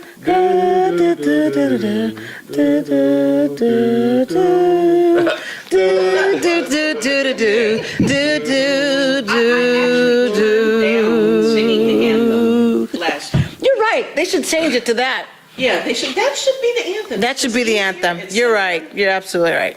I probably should have said They'll never do it. That. They won't do it. Racism is too deep and rooted in this country. It makes too much sense to have a song like that that recognizes this country and asks for blessings from God for this country. Yeah. They don't know. We want to keep things the way they are. We're not going to I cheat. should have And- said and- that instead of no. Right, and so I'm going to make the same comment that when Bredefeld said, "Oh, we're not patriotic." Let me explain something to you. Most African Americans and people have either veterans in their family, or their parents were veterans, or their sister, their brother, their uncle were veterans. So I don't want to hear about patriotic, that we're not patriotic.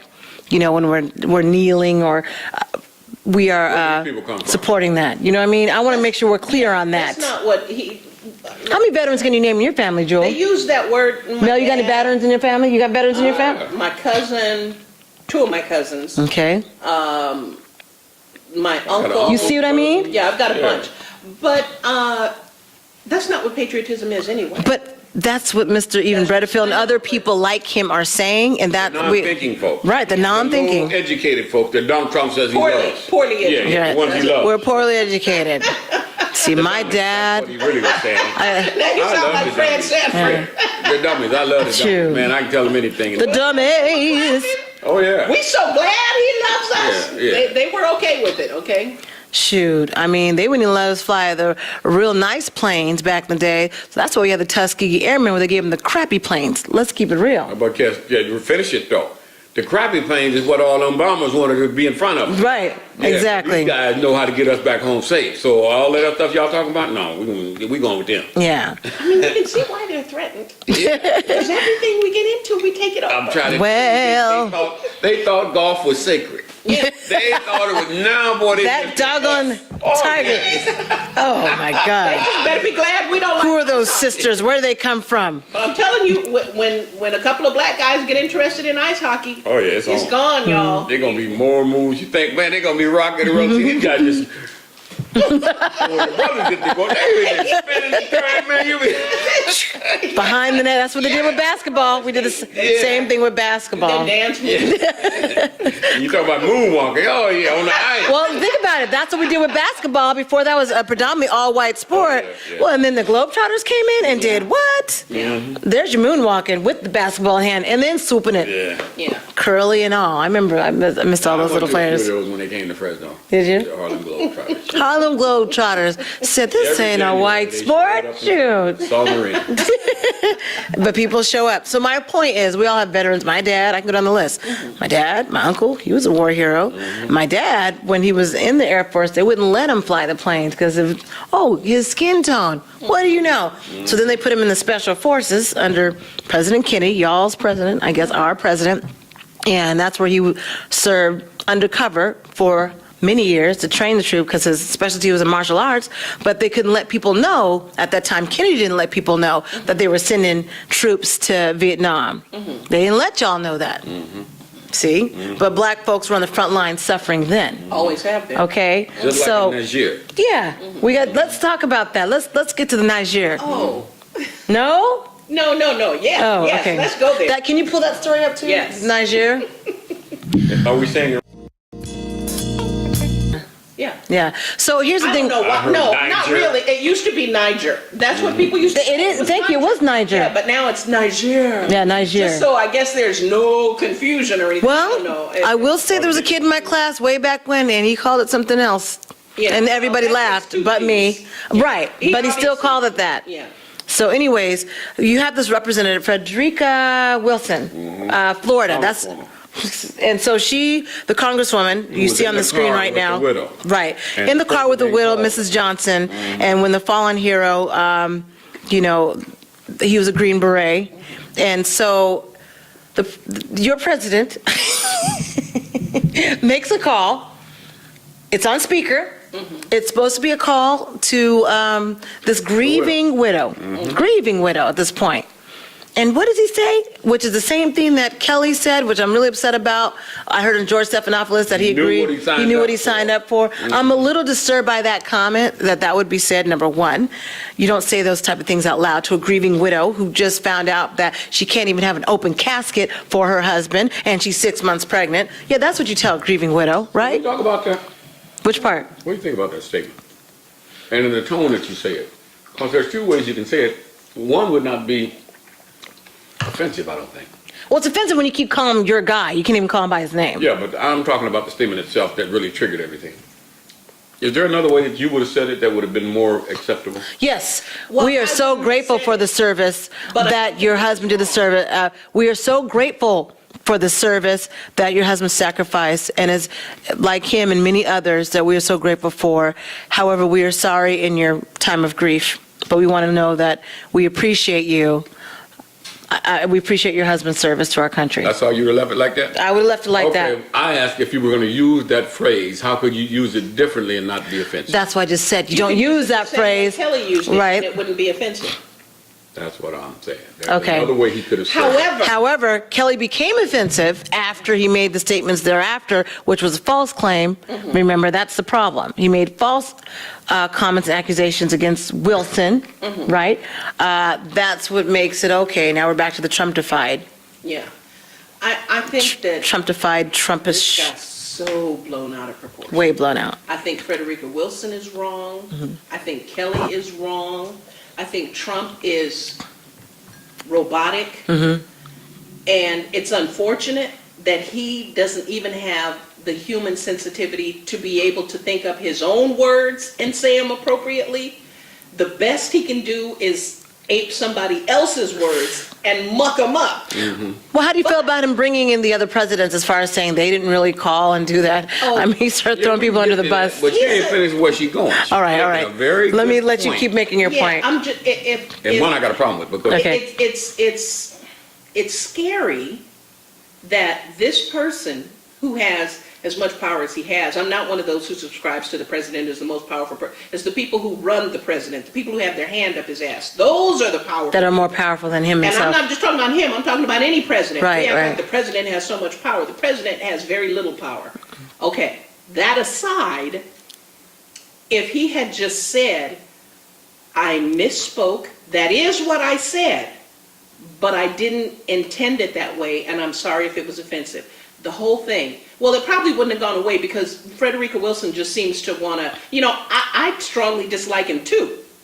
But had I been her, I wouldn't even have said anything to the press about, it just seems to me he's a selfish, ignorant, thoughtless, insensitive person. Fair enough. And you know this, but that doesn't mean that everything he says he intends to be hurting someone. You know what I mean? Okay. It's like a 4-year-old who says, I won't be your friend anymore. And then, 5 minutes later, you do what they want you to do, and then they're your best friend. Right. He's like a 5-year-old child. See, and that's I was telling Mel last week. That's what my Caucasian I'm not friends saying it's okay that Remember, I was telling you that I said my Caucasian friends or colleagues that see President Donald Trump, they see him as a 7-year-old. Yeah. That's how they're describing him. So, Mel, what's your comments? You said you disagree with An Joel. ill-raised 7-year-old, not just even your average. Well, you can't tell him that because he said he went to military school and he had some of the best training ever, more than some of the troops that are being trained now. He said that. You can't tell him anything. Well, he I'm said just that. saying, I think it was unfortunate that the whole thing. Mel, what were you said you don't agree. So I'm Donald Trump, and I make the call, and I say to the mother, I'm sorry for your loss. And even though he knew what he was getting into, he still was willing to put his life on the line to serve our country. There you go. That was what the intent should have been. And I like think that may have been what he was intending to say, but it didn't come out like that. Exactly. So, I just think sometimes, and what hurts the most, I guess, or what's most unfortunate is that he does not have the ability to apologize, back up, and say what he really meant. Exactly. It would have just squashed everything. But he's not going to do that. He won't ever admit when he's wrong. We see that now, but we're talking about, in a perfect world, that's what a normal thinking human being would have done. Right. They would have said, oh, wait a minute, that didn't come out right. Let me back up and say this again. Now, you killed all of the media press for the last 5 days. But when you got Russia hanging over your side, you might want this going on, especially when a black woman is involved, and then you get your press secretary or your chief of staff to go out and make I'm just disgusted that she would be listening on. Hey, you're riding in a motorcade with some folks in a limousine. I'm telling you, I want you to know the president talking to me. So let's put him on speakerphone so everybody can know. And I got to. Which is standard, though, according to in the earlier interviews, that's people do that all the time. But I'm just talking about. Well, it's standard. And I got my phone. I want them It's to hear still it, too. standard, though. If it's on speakerphone, this is what was said in a different press conference. And you know, Not necessarily. It's standard. No, it's not. It is You standard call that me other at people. home. You know who said it? Nancy said it on The View. She did say I don't it. care what she She said. said it's standard that other people will be in the car. My wife and I are sitting home and we lost Yeah, a if she had son. called him, And we're on the phone. It ain't gonna But be it's no standard speakerphone. for it to be on speakerphone if you have other people in the room. They're okay with that. I mean, that's known. When the president calls, he knows he might be on speakerphone with family members. That's standard. That's what she said. Oh, That's yeah. what Nancy was saying. I don't think that was, and actually, you know what? That's another thing I think was inappropriate. He shouldn't have been on speakerphone. He didn't call Frederica Wilson. He called the widow. Yeah, but I would have. He shouldn't have been on speakerphone. Like you said. Or at the very least, she should have made it. She should have said, "Mr. President, is it all right?" for Nancy you to put Pelosi said it's I would absolutely not put it on normal. speakerphone if he was calling me at home. Well, she wasn't at home, though. He was But if I was in other places where I had family members gathered, But you got to remember, it was whoever it was, who was the member of the armed service that called for her. He called to that line. He put it on speakerphone. So it wasn't like he was calling directly to her phone. He called to whoever that general person was, and they put him on speakerphone. okay, I wasn't there. I ain't gonna go there. Yeah. I don't So know. that's not her fault because the president didn't call her phone, didn't call her line, called the general's line. He put him on speakerphone. I don't see what the big deal is. So she was riding in the car with a general? Yes, she was riding in the car with other folks. So let's get the facts straight here. Wait, so Frederica was in the car. Not the one who put it on speakerphone, or No, is not the one who put it on speakerphone. no. Well, whoever put it on speakerphone is wrong. But that's the thing. Well, Usually when someone dies, they'll send someone to give the news to the family, and they'll stay with that family while they do what they need to do to get the body back to the mortuary or whatever. But that's That military person will a stay. member of that military service And that's what person. the call came to. That's what I'm trying to Okay, explain. that's what I thought she was trying to say. Okay, I'm saying it went to the And that military person person put the phone on on speaker. speaker. So they shouldn't have. that's why Nancy's saying, no, that's Normally tradition. what- That's what she's saying, it's normal. You can't have it both ways. Now, if they're saying it's a sacred thing, and if it is a sacred thing, Then they shouldn't be having should them call on never have been on speakerphone. speakerphone. That's But they're what- calling to the military representative, you see? And the military is saying here that Mr. President wants to speak to you. You get it? So it's not like it's... Mr. President, if all three of us are in a car, and not us, because we hang. Okay. Okay, but when I hand you the phone for this very emotionally charged exchange that you're going to have, and not negative. I mean, even if I knew that the president was going to say every single word right, that's not something for us to listen in on. That's between you and the president. And it should, whoever the military person was that put it on speakerphone should not have put it on speakerphone. And I'm not just talking about the military. I mean, And I'll bet you that person who did that asked first, would you like for me to put this on speakerphone, or would you like to take this person? Now remember, she's broken up and she's crying and she's you in a mean back seat. Asked who? Her, the president. Let's find out. Yeah, he shouldn't be. It's not up to. Yeah, it's up to her. It's up to in her. my opinion, if I'm calling you, whoever I'm calling, if you want to put me on speakerphone, I get to decide, not the person I'm calling, not the person Why? who picks up the phone. You need to say to Your me name. as the caller, do you want to be on speakerphone? You need to ask me. I might be crying myself No. and not want that Not the president. shared in the President, yeah. he's going to make a statement, regardless of whether he's on speakerphone or not. He's going to say, in the perfect world, he'd say what he's supposed to say. So it's not like, well, if I'm talking to her privately, I'm going to say something different than if someone else is listening on speakerphone. No, you know what? I just don't. I don't. Okay, buy can it. we agree to disagree? Yes. Okay, so I'm right. But she's you're wrong. wrong. Okay. Okay, so, because I'm looking at these notes, you guys But keep... you see how just a little bit of forethought could have avoided the whole thing? But that's the norm. But that's the standard.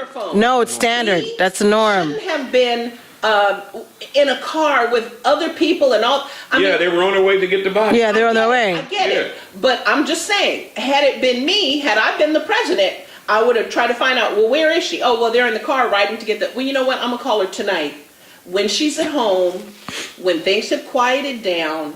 Okay. Yeah, I just... The whole thing could have been handled so much better. Well, as I look here, The president's cause, accounted by multiple people in the room, believed that the president was completely respectful, very sympathetic, and expressed the condolences of himself and the rest of the country. Sanders said, oh, he's got the same last name, and thanked the family for their service, commended them for having an American hero in their family, and I don't know how you could take that any other way. Now, that's what was said according to Sanders. She blasted the media for the disgrace of turning Trump's condolences into a scandal and hammered Wilson for how she's politicized this issue. So what do you think about Wilson in this case? Because remember, she's known the husband that passed away, the soldier that passed away since he was yay high, both parents. Because I know that McCain's daughter, who was on The View, was slamming Wilson as Wilson called in, and was like, excuse me, this is not just no random soldier, because she slammed McCain's daughter, what is her first name, Meghan McCain, was slamming Wilson, saying, well, why are you involved in this in the first place? This should have been between the president and the widow. Yeah. And I listened Wilson was like, quite a few times. I actually could listen to Meghan McCain's radio show. I cannot listen to her. Anymore, so. Well, she's on The View now. She's on The View now. No, she's been off the radio for at least our station. For all I know, she still does the show, and 96.7 just doesn't carry it. I don't know, but she's not the smartest. No, she's not. Right? But she made a big deal out of it and got into a snappy little snafu back and forth argument with Wilson. Why were you even there? That ain't none of your damn business. Yeah. You don't know what my relationship to the family is. Yeah, I know. However, I too agree that I don't think that Congresswoman Wilson handled this well at all. So how should she have handled it? What do you see how she should have handled it? Well, I never would have said anything. You know what? I dislike him as much as anybody, but that doesn't mean that every single thing he does or thought he has is bad or negative or intended, to hurt people. I think it's wasn't just, there, so I didn't hear the tone in his voice or anything else. But if I even thought that perhaps he's just an ignorant, selfish, thoughtless, insensitive person who actually didn't mean any harm, I wouldn't have said anything. I wouldn't have raised it to that level. Not only do we have so much more important things to be discussing, but frankly, I believe do unto others as you want them to do unto you. And I think about things I say on here. I think about little slices of stuff that people could take that I've said and vilify me with, and the public at large would think, oh yeah, she must be a pretty icky person. I want to treat others like I want to be treated, and I think she was unfair in blowing it up that way. Like I say, that's like. Well, you got to think that this is her hometown, and all the media is coming up to her based on what Trump said. So they started it. As far as the media scandal, they started. This is what Congresswoman Wilson is. Yeah, she is saying that that's what happened. Yeah, but she's wrong. Okay. Well, here's my thing, and I learned this years ago, and it has served me so well. It is the second word that starts the argument, not the first. So she'd have been better off saying no comment. Either no comment or saying something like, it seemed to me that his remarks were a little insensitive, but the call was not to me. And I mean, there's just so many ways she could have said it instead of saying it was insensitive and he's terrible and guess what he said? That your husband, how do you feel about the mother of the fallen soldier also agreeing and saying that the words that he said were insensitive? I think that's totally her prerogative. But there's a difference between thinking or feeling something and verbalizing it. And I think when you raise it to that level, I just don't think anyone comes out of this looking good, except, possibly the widow herself, who seems to have kind of remained out of it, which I don't blame her. She's got other things to worry about. But, she's the, and actually even the mother, she didn't come out like the Congresswoman did. So, again, it's not about wrong or right. It's just about decorum. Do you really want to blow this up? Do you really want to blow this up How does it reflect on you? So then, looking at President Donald Trump, he kind of blew it up as well when he dragged in the other presidents. Yeah, he definitely did. He's an idiot, but we know that though. Yeah. But I mean, he's even for the former attorney general, he stopped all that damn lying. Nobody said that to me. And that's exactly what, I must say, I am a little surprised. The one that At Holder? really... At Eric Holder? Who are you surprised at? No, what I want to know is, Obama did make calls to many families. Mm-hmm. Why didn't Kelly get a call? Is there something already between them? Was there some animosity? Was there? Because now you want to know what I want to know. What is the answer to that? Why does that matter? Because it's not like Kelly. But it doesn't matter right now. He's not the president anymore, so that doesn't matter. To me, I would like to know. I don't think it matters. I think you guys are bringing up. You're doing like what Donald Trump is trying to do, deflect. That is distracting. That's deflecting. I bet you there's an explanation for that. I think there is too. That's what I want to know. They're already close. He probably went down there and talked to him personally, or he had a personal, you see. But I still think that President Donald Trump is using it. He was a military man. Yeah. He had contact with him. I think it's deflection. In the White House. Close. You mean proximity, not sentimentality. Yes. No, the proximity. Okay. Why would I call you that I can tell you to your face? But then why wouldn't Kelly say that? Why wouldn't Kelly say he expressed? Yeah, why didn't he say that? It's interesting. So it's deflection, though, is why I don't agree with that being the answer for the way Donald Trump is behaving. It's not an answer. But he's using it as an answer. Something else to think about. That's what I want to know. We've already discussed that Donald Trump is an ignoramus, and that I feel Wilson took it to a place where I wouldn't have taken it. Mm-hmm.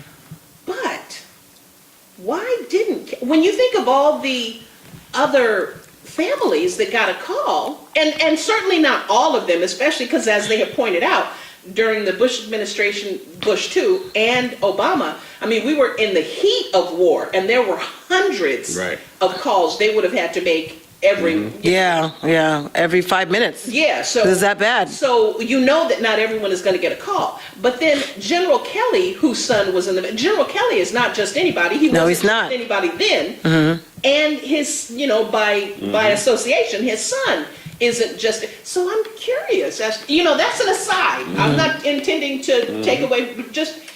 That's in the back of my mind. And then mine isn't the plausible one. Then I really want to know. If your answer isn't the plausible... Oh, you mean if he didn't walk up to him, at some other point and say something to him? I'm so sorry for your loss. Yeah, but we know he didn't. No, we don't. Because if he had, I just don't think Kelly would have said... No, but I don't think Kelly would have said... Yes, he would. I didn't get any kind of a call. He said he didn't call. That's all he said. The president, Obama, but I think if called. he had done anything, I think he would have said, but I did get a letter. When you're in a political fight, and your boss is already giving you instruction to push you out there where you shouldn't have been in the first place. Mm-hmm. So now you're not going to say exactly what happened. You're just going to say he never called.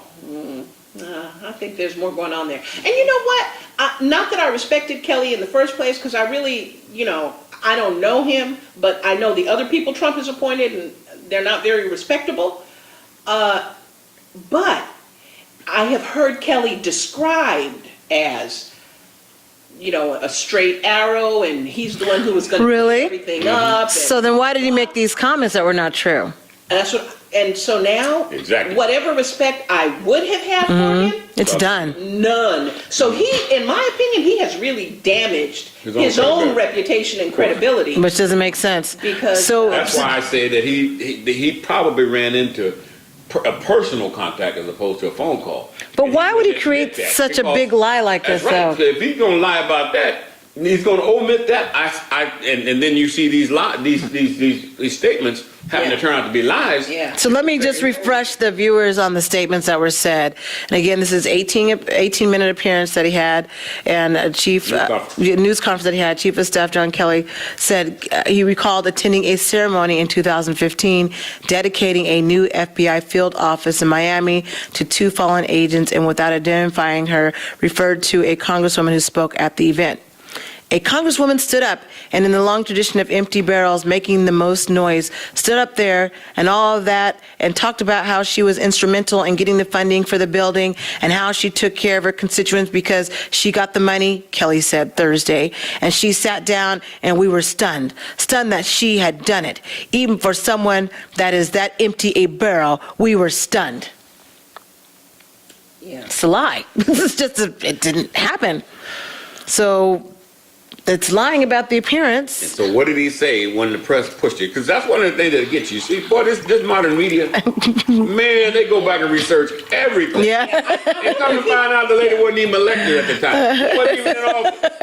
Oh, man, don't you feel like but she did speak, though. Right? She did speak, but she did not take credit. Here we go. Wilson, who took office in January 2011, explained that she did play a role in naming the building after the two FBI agents sponsoring such legislation in 2015. Money for the building was approved in September 2010, before Wilson won her congressional election, according to the Herald. So the footage of the April 10, 2015 dedication event that serviced Friday also backed up Wilson's account. Right. She did speak, but she didn't take credit for any money, anything. She just said something about the naming of the building. Yeah. So the building was funded long before she got there. Just want to make sure we got clarity. Yeah. And so why would he make such an out-of-bounds statement like that? It's way out of bounds. I'll tell you why. Okay. You all know why. Well, refresh my memory. Okay. Fresh mine too. What did I miss? Because I don't understand why General Kelly took it he took it a little far. A little far. Okay, very far. We live in a society that has very clear and constant packaging, let's say, of all of us. White people are good, blondes are better than anybody. But dumb. Black people, but dumb. Black people are shiftless, lazy, whining, crime-ridden. That's what Mr. Bredefeld explained, yeah. All of that, right? Okay. Don't take care of their families. That's what Bredefeld said, right? Our local councilman said that. It doesn't matter who you are or what you look like or what you're driving or where you live as a black person. Mm-hmm. You can live in the biggest mansion in North Fresno, but when you get in your Escalade and drive 2 blocks, if a liquor store was robbed in Southeast Fresno and they say it was a 3-foot-tall, brown-skinned man, you will get pulled over, Mel. That's right. In your Escalade, in your exclusive North Fresno neighborhood. Now, okay. The point I'm making is, when we speak, when we walk, whatever we do, they don't see you, and they don't see you or me. Okay. They see whatever conception of us has taken root in their brain over these many years of their conditioning. Which is why, when I said to someone in a meeting a few weeks ago, wait a minute, no, I can't do that because speaking just in this voice, I'm the one who got my chain yanked. Jewel, not the other person who was causing the upset. Right. And I'm fine with the other person. I just want to be very clear and say, we're friends, we get along fine. Okay. My point is, no matter how composed I am, no matter how calm you are, you remember this happened to us when we were on the radio. Yep. We're angry black women. Yeah. So whatever Kelly thinks he heard the representative say is based on his own racism, let's say prejudice. So his prejudice, his experience, right?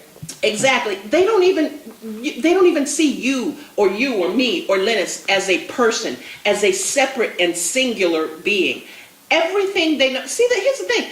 We know white people so well. We know their TV shows. We know their music. We know their, they hardly know us at all. They know Tyler Perry, and that's about it. And they know slavery about our history, and that's about it. And exactly. They might know Harriet Tubman, maybe Frederick Douglass, maybe. Well, but they sure know Kunta Kinte. They know that. You see what I mean? So I get what your point. And they don't.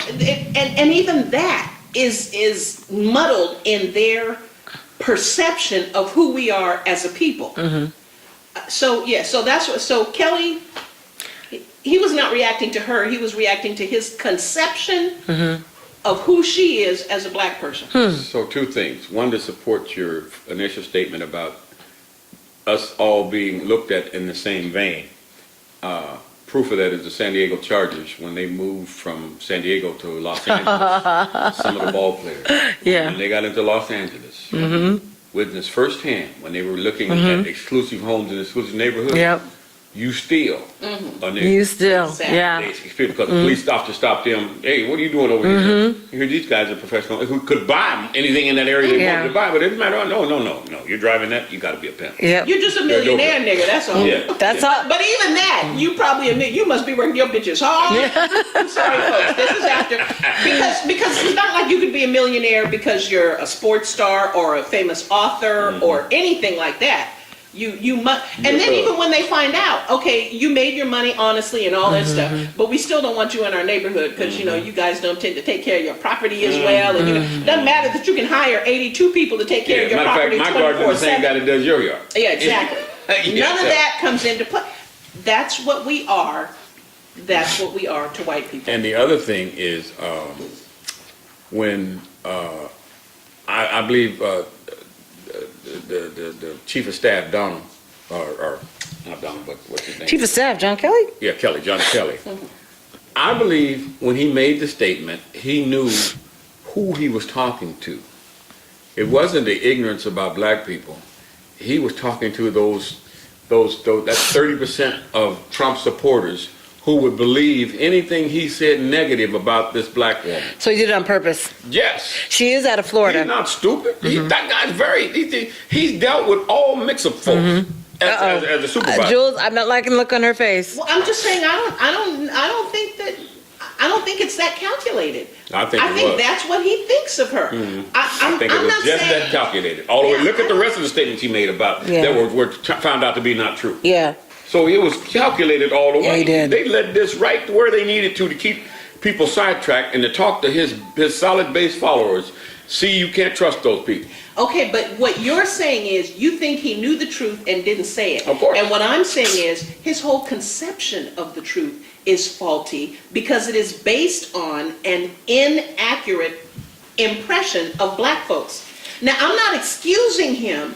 I mean, he's still wrong, but I'm just saying it's like the woman who she woke up, she had been in a coma for like a decade or something. She woke up and everything was strange to her. And she was explaining to her mother, I saw a man walk through a wall today.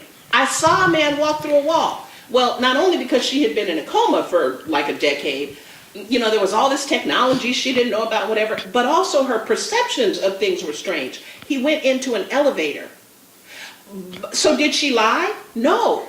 Her perception was he walked into a wall. Well, actually, he kind of did, didn't he? And what I'm saying is, I don't let Kelly off the hook because he should be a more intelligent person. But let's face it, white folks have their whole view of black folks in America is skewed. So I say he thinks she's a loudmouth. He thinks she's a show-off. He thinks that she shouldn't be in the position she's in anyway. And it gets him. That's my point. You promote that even if you know better. But even the White House knew better. I don't know that they know. The White House knew better, and look what they still said. This is in a statement to NBC News Friday. The White House defended Kelly. General Kelly said he was stunned that Representative Wilson made comments at a building dedication honoring slain FBI agents about her own actions in Congress, including lobbying former President Obama on legislation. White House Press Secretary Sarah Huckabee Sanders told NBC News. As General Kelly pointed out, if you're able to make a sacred act like honoring American heroes about yourself, you're an empty barrel. That's the White House saying that. The same one that, we're going to be going to war in about a year at least. I Just saying. That's your White House. I think she's wrong. Yeah. But I think he's wrong too. But I think we need to get the reasons right. I see neither one of those people are stupid. They carrying water. I don't think they're stupid either. I think they're white. They're carrying water because that's what they have the call of the So that's day. the agenda is what you're saying. The propaganda is the agenda. Yes, that's what they're doing, and they're speaking to a group of folks that they need to keep with them for political purposes. Yeah, and see, They and gotta know better. I don't think it's propaganda in as much as I don't think that they believe they are being untruthful. I think they think loud people are ignorant and loud and whatever, and they don't deserve what they have. I disagree. I think that Sarah Huckabee and General Kelly, they both know better. They've lived in this world long enough to know better. And they do know better. But in the position that they're in, it serves them best to say what they're saying. Than what? They know better than what they've been saying. Than who? They know better than what they're saying. They know that they're lying. They know that. And you're going to find out. I think Huckabee might know. And you're going to find that when they finish questioning the former chief of staff and this former press secretary by this, what's his name? The guy that's doing what's his name? Mueller or whatever his name is? The Secretary of Staff. What? He's the investigator. Yes, when he finishes talking. Oh, you're talking about the investigator.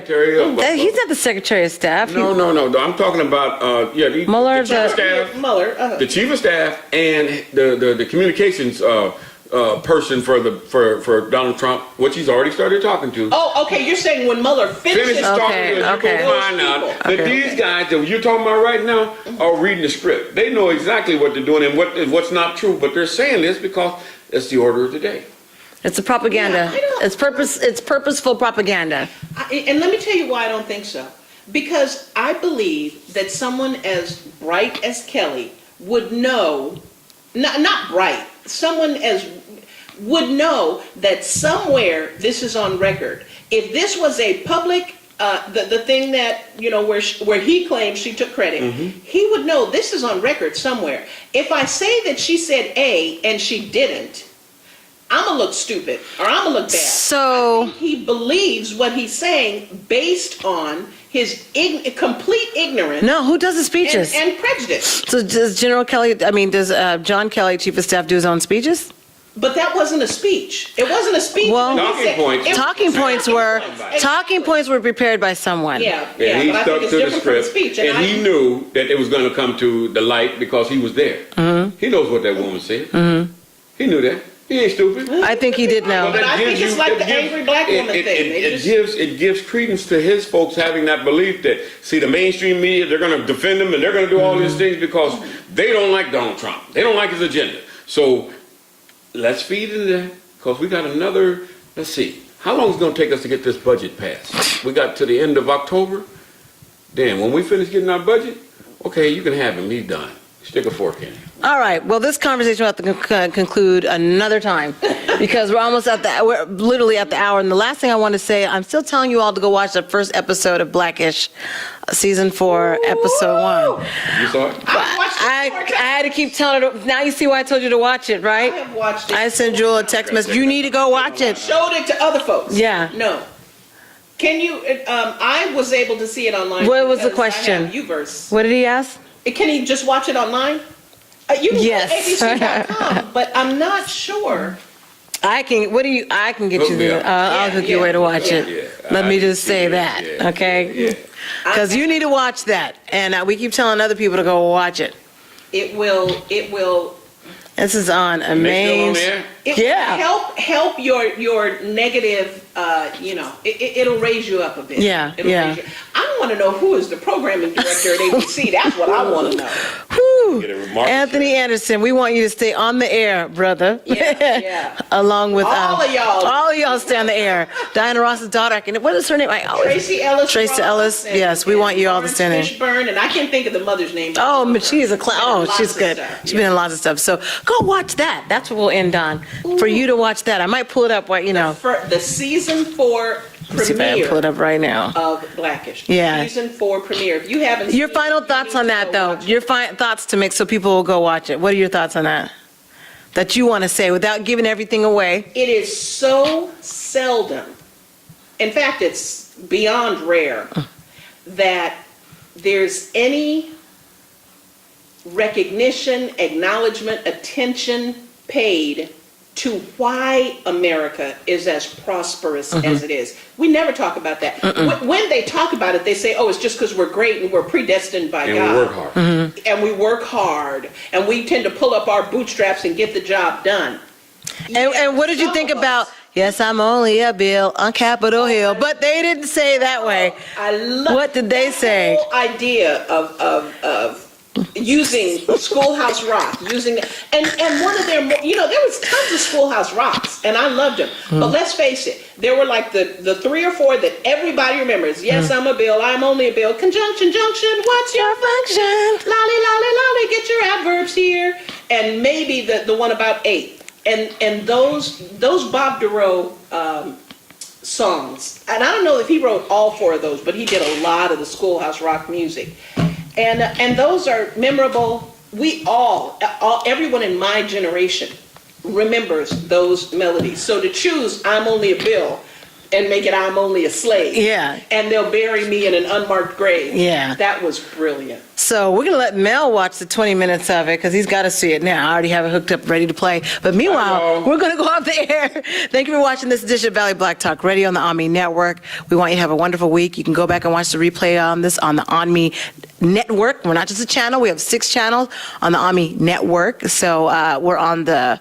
Okay, I'm trying to think what channel we're on. We're on the channel that's Talk, Radio, and News. Okay, that's where you can go back and watch the replay and just click the little side button. You can see the TV guide of what's playing. All right, so we will see you next week, y'all. Otherwise, have a great week. Deuces. That camera, Jewel, that camera. We're saying bye to that camera. Pressing play.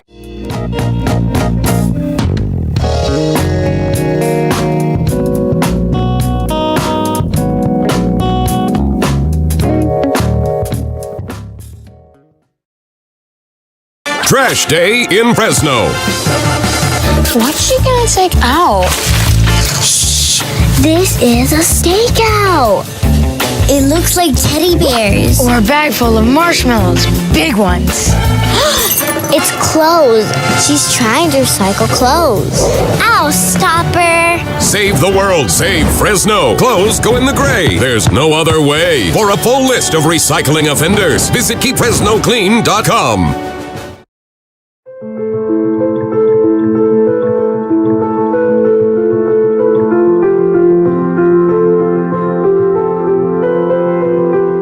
Exciting. I was so happy. The glow on my face, everybody thought, well, you must be having a girl. And I thought so too. I was buying pink, and it was just the wonderfulest thing in the world, I swear. And well, I found out I was having a boy. That was even better, but he couldn't wear pink. But I loved it. It was the greatest feeling in the world. You know, kids are a blessing. With the boys, definitely. You know, it's exciting. You know, they like sports. I'm rough with them. I like sports. I'm sporty too. So it kind of plays, you know, hand in hand. Well, I have one. I have one that passed from SIDS, and I had an ectopic last year. So this is my 4th pregnancy. So this would be, you know, my 3rd boy.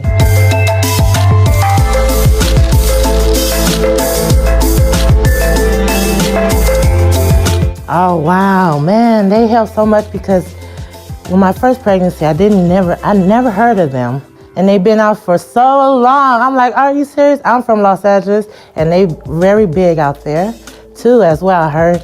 And I never heard of them until I moved to Fresno with this baby, not even in October. So, you know, with the ectopic. So it's like, they helped a lot. They taught me, they actually refreshing my memory on the history first, you know, and all the stresses that we're going through as Black women, Black people as a whole, and how it plays a big part, you know, in everything we go through in life, you know, everybody around us. So it was definitely a blessing to meet these ladies and for them to help us and deal with us as we go through this pregnancy stuff. You know, we're going in and out of modes and in and out of feelings and stuff, and they had our back, you know, and they definitely kept us going to the end, so.